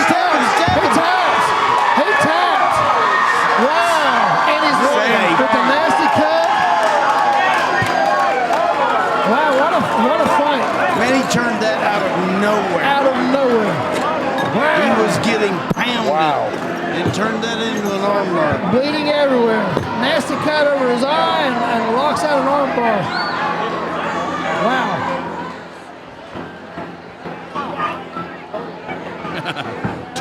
30 seconds into the first round. Didn't really get a chance to talk about these guys. Kyle Eckerd chained by Mike Shepard. Sam Kinker at the Doghouse Gym. You know what he said about this fight? It's going to be exciting. And by God, he delivered. We got a little blood on the Got a little table. blood out there on the table. He was cut bad and pulled out an armbar from nowhere.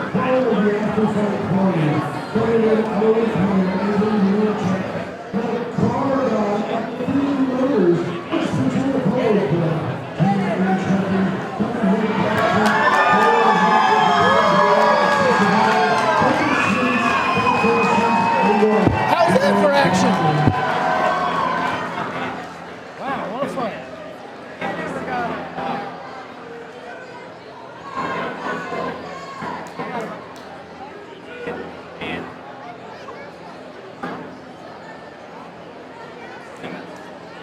There's so much blood flying. I got some on the scores table. I got some on my phone screen.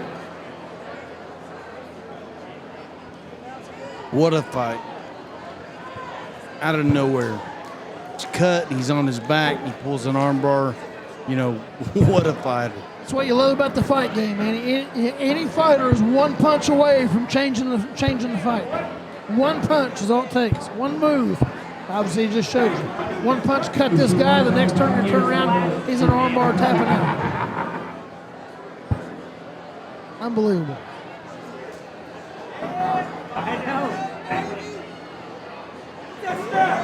How's that, Mike? Correction. Well, you know, that was the same thing that happened the first fight. And I thought Jacob Beach would be more prepared for that armbar. Eckerd's armbar off his back. He's really slick and crafty off that. But, you know. He's a guard fighter, isn't he? Well, he'll fight on his feet. He'll fight on top. He'll fight on. But he's slick. He used to teach military combatives in the Army. He ain't no joke. As you know who his first cousin is. You sparred with him. Yeah, that's why I said he's got a great fighting last name.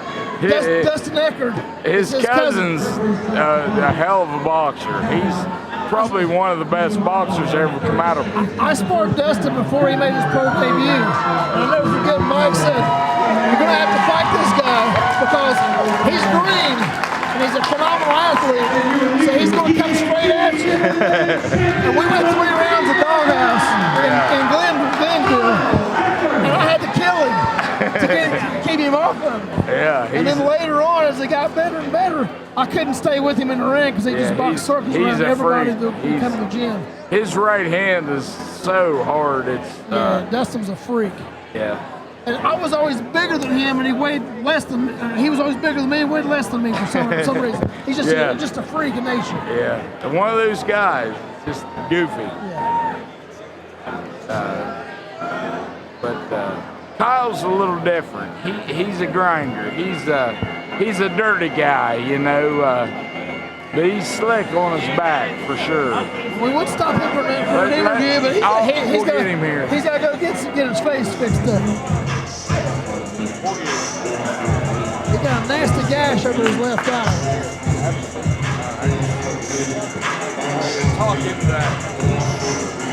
Well, Kyle Eckerd, how are you? What do you say, fellas? Man, that's a nasty cut. Oh, man, when that thing made contact, I just felt the warm blood come over my eye. I couldn't see out that eye. I was so thankful the ref didn't stop it. He let it go in because we were engaged in action. And I just pulled out a submission. It's a nice big cut. It's a good one. Oh, it's going to look nice, huh? It's going to be a nice little shot. Oh, yeah. I ate all of that kick, though. But you took it, and look what happened. What I was going for is I was planning on shooting in, and I didn't and head down into a kick. I think I ate most of the knee of it. It was a nice one. You bounced back quick. Like he went straight up. He started pounding you. You slipped into an armbar fast. He gave it to you, kind of. But he really did, yeah. And that's kind of weird because we had fought once before. I got him on a same submission, an armbar. Yeah. Excellent, man. To be in control of what's going on while you're on your back, getting pounded because you took some shots on the ground. And you were taking 4 shots, but when you put him in the armbar, he was looking dead at us. We're like, he's done. That fight's over. When you locked it in, we all knew it was over. It was it. Good deal. That's jiu-jitsu is just my fallback bread and butter's gotten me out of a lot of tough situations, but luckily I'm slick with it. Yeah. Well, congratulations, man. God bless. Hope to see you soon. Hey, God bless all you guys, everything. Thank the Lord for everything in my life. Thank you, guys. All right, man. Thank you. Up next. We got to get a picture with you. All right, I got to. Hey. Up next, we got your 15th bout of the evening. Damian Titus fighting out of the Jim W. Potts black corner. Taking on Charles Howell. From Marietta, Ohio, making his debut. out of the Marion Senate pre-owned auto blue corner. I got a chance to talk to Charles Howe earlier. Says he, no surprise, he trains out of Doghouse Gym in Parkersburg, West Virginia. Most of his training is done with former world champion Mike Shepard. He said he wants to give out thanks to Mike and all his teammates for pushing him and helping him prepare for this fight. I asked him who his hero was. He said Mike Tyson was his hero. He's a pretty good guy. He had a pretty good career in boxing. Pretty good, someone to look up to. Definitely not a guy you want to cross in the ring, that's for sure. Even at his age now, I wouldn't want to fight him. This is amateur kickboxing, 180 pounds.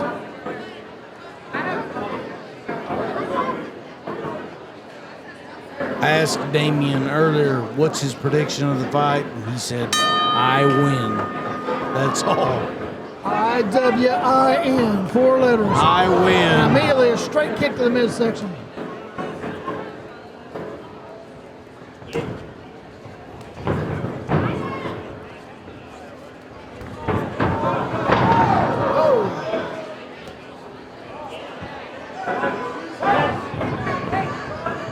Charles Howe making his debut out of Marietta, Ohio.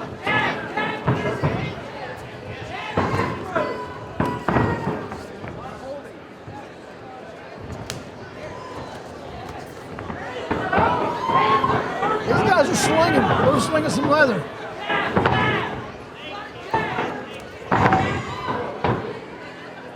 He's swinging for the fence. A swing and a miss. When he swings and misses, he goes down. You know he's serious about it. You got to commit to it. Oh. That looked like it hurt an ankle. He's getting a standing 8 count. I'm not quite sure what the... He's done. He's leaving. What in the world? What's going on? What's happened there? What happened? Well, in a very strange turn of events, Damian Titus jumps out of the ring and leaves.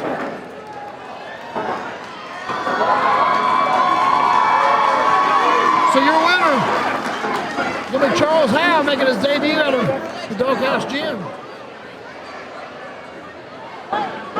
He just decided this wasn't for him. He cut the tough man flu. To hell with this, I'm done. You know what? I'm out.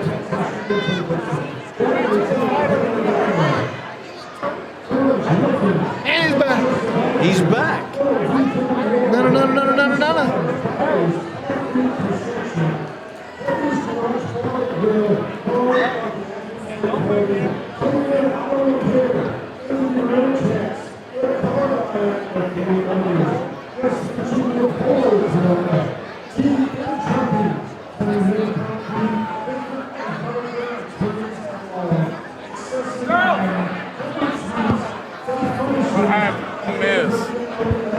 All right, welcome back. We had a little bit of action. And then The guy took an 8 count, he slipped, took an 8 count, and then he jumped out of the ring and left. He with the locker. Was he nervous? I think he thought it was a track meet. It was Well, he got scared. Yeah, in the middle of the fight. Thank you, Jared Dallard, for the added commentary Damian there. Titus kept swinging and missing and falling down. And he cut an 8 count from referee Rob Riley. He took a shot and kind of and he got a standing 8 count, and he got mad and just walked out of the ring and went to the locker room. Well. And then they brought him back to the ring and he apologized, but my bads don't work in Timeouts, my bads. You can't call don't timeout. count in boxing. Kickboxing. So which one of y'all kicked me? So it looks like Charles Howe is going to be your winner. Hey, listen, guys. By technical runaway. As you know, the emotions run deep, especially when it's your first fight and there's a packed house and everybody's having a good time, loud and rowdy, and somebody's getting over on you. It's like, what am I going to do? You know, do you fight back or do you run? It's fight or flight syndrome. Yeah. He got the flight part There's of only that two. right. I've always said there's only two types of people in the world: a flight person or a fight person. So whatever you are, you need to figure it out early. Because even though you're a flight person, doesn't mean you can't be a great fighter. No, I've seen them. But scared to death. You have to figure that out. He has a very bright future. And we got a fight in the audience out here. It looks like the same guy is fighting in the back.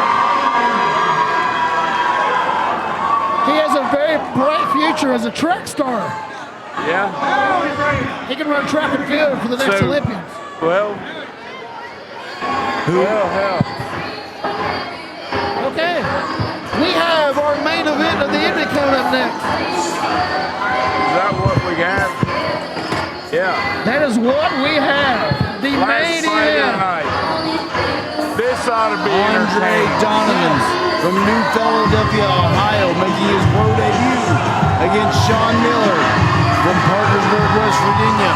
Also, pro debut. Here we go. Sean Miller's father. His shirt says nobody cares. Listen, this kid from nobody cares. Work hard. I got so many phone calls about this guy. We got to have him back, whatever happens. I mean, a lot of people are here to watch him. 130 pounds of excitement. Listen to this crowd. They both weighed in at 128, but this kid is ready to fight. But Donnie Miller's son, Sean Miller comes game for every single fight he's in. Oh yeah. You know the fighting Millers. I mean, here we go. This is one of the fight songs that I used to come to the ring to. So you have to love that. I was thunderstruck for about 20 years. I love that song.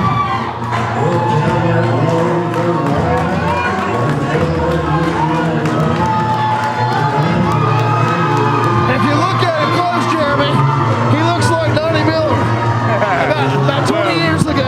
Let me tell you something. He's more skilled than Donnie Miller. He's more athletic.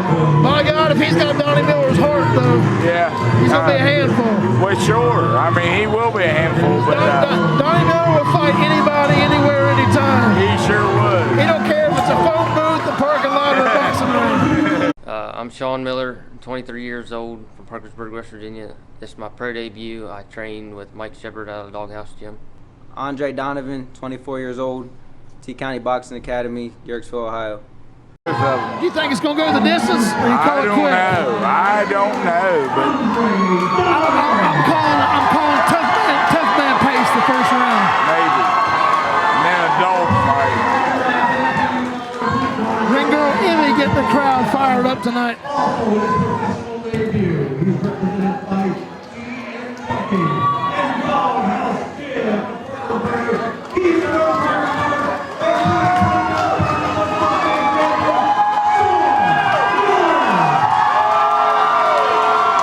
Here we go.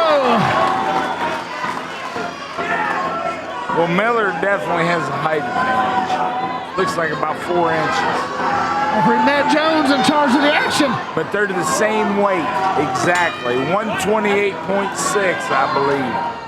Here we go. Donovan comes out south. Wow, what a pace. Wow. These guys are so fast. I called it. This is the 1 minute round pace. Wow.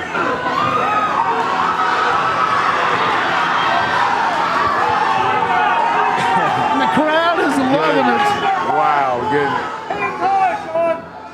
Sean Miller's fans are on their feet.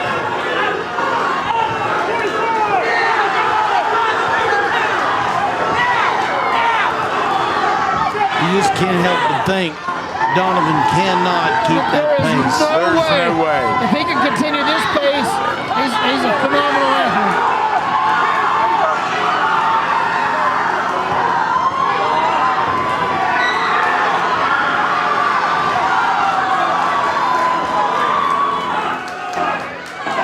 What a pace.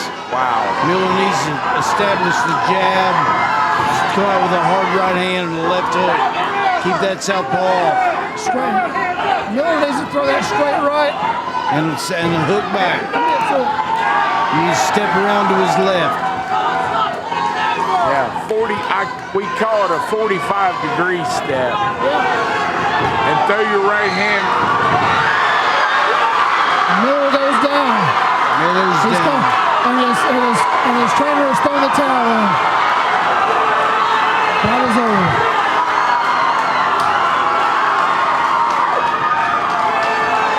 He got caught, and he had that look on his face. You tell he was hurt.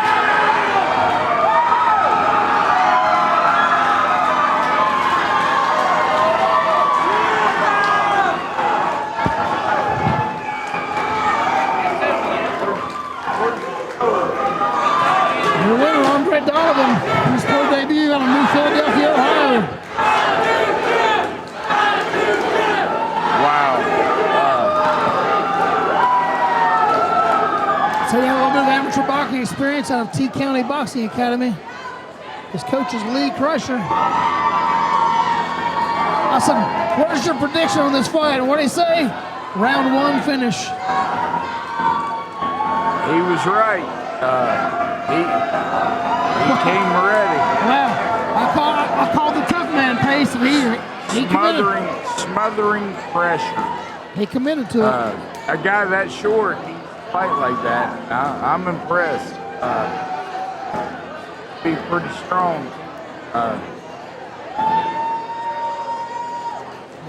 Very good conditioning, obviously, because I don't know what the official time was on that, but he kept that pace non-stop and never let up. Yep. He was all gas pedal, no brakes. Wow. And hats off to Sean Miller. He hung right in there tough with him. He just got caught. I mean, that was everybody. No shame. No shame.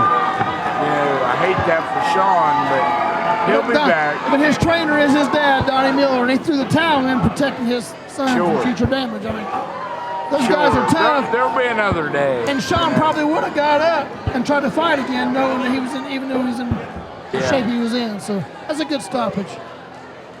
I just, I would dread being in that position, watching my child. Your kid. You know. Everybody that always bought tickets off of me for my shows always requested tickets sitting behind my mom because my mom fought every punch along with me. They said, your mom stands up because she's only 5 foot tall anyway. And through every punch that I was throwing, they always enjoyed watching her as much as they enjoyed watching me. And my dad just hated every minute of it. The only time I've ever seen him mad in my life was when I got beaten at Huntington Tough-Man on a decision. My dad thought that I got ripped off and was mad. And then when I got hit with a low blow in Huntington, West Virginia, in the title fight, my dad was furious. This has been an awesome show, Mike. You made some awesome bouts tonight. You know, this has been an action-packed fight, and you know, it's been a pleasure being a part of this. I appreciate it, and hope to be back soon. We'll be back. We'll probably have an event in Spencer, West Virginia, in January, maybe February, and then we'll be back in Parkersburg in March for another event. Well, good deal. We're going to wrap things up here from Parkersburg, West Virginia. Thank you all for tuning in. This has been a great night. The Southside Rumble 6. National Guard Army Parkersburg. For Jeremy the Beast Bass, Lightning Mike Shepard, I'm Adam Baum, Adam Collins. You guys have a good night. Thanks for joining us. Thanks a lot.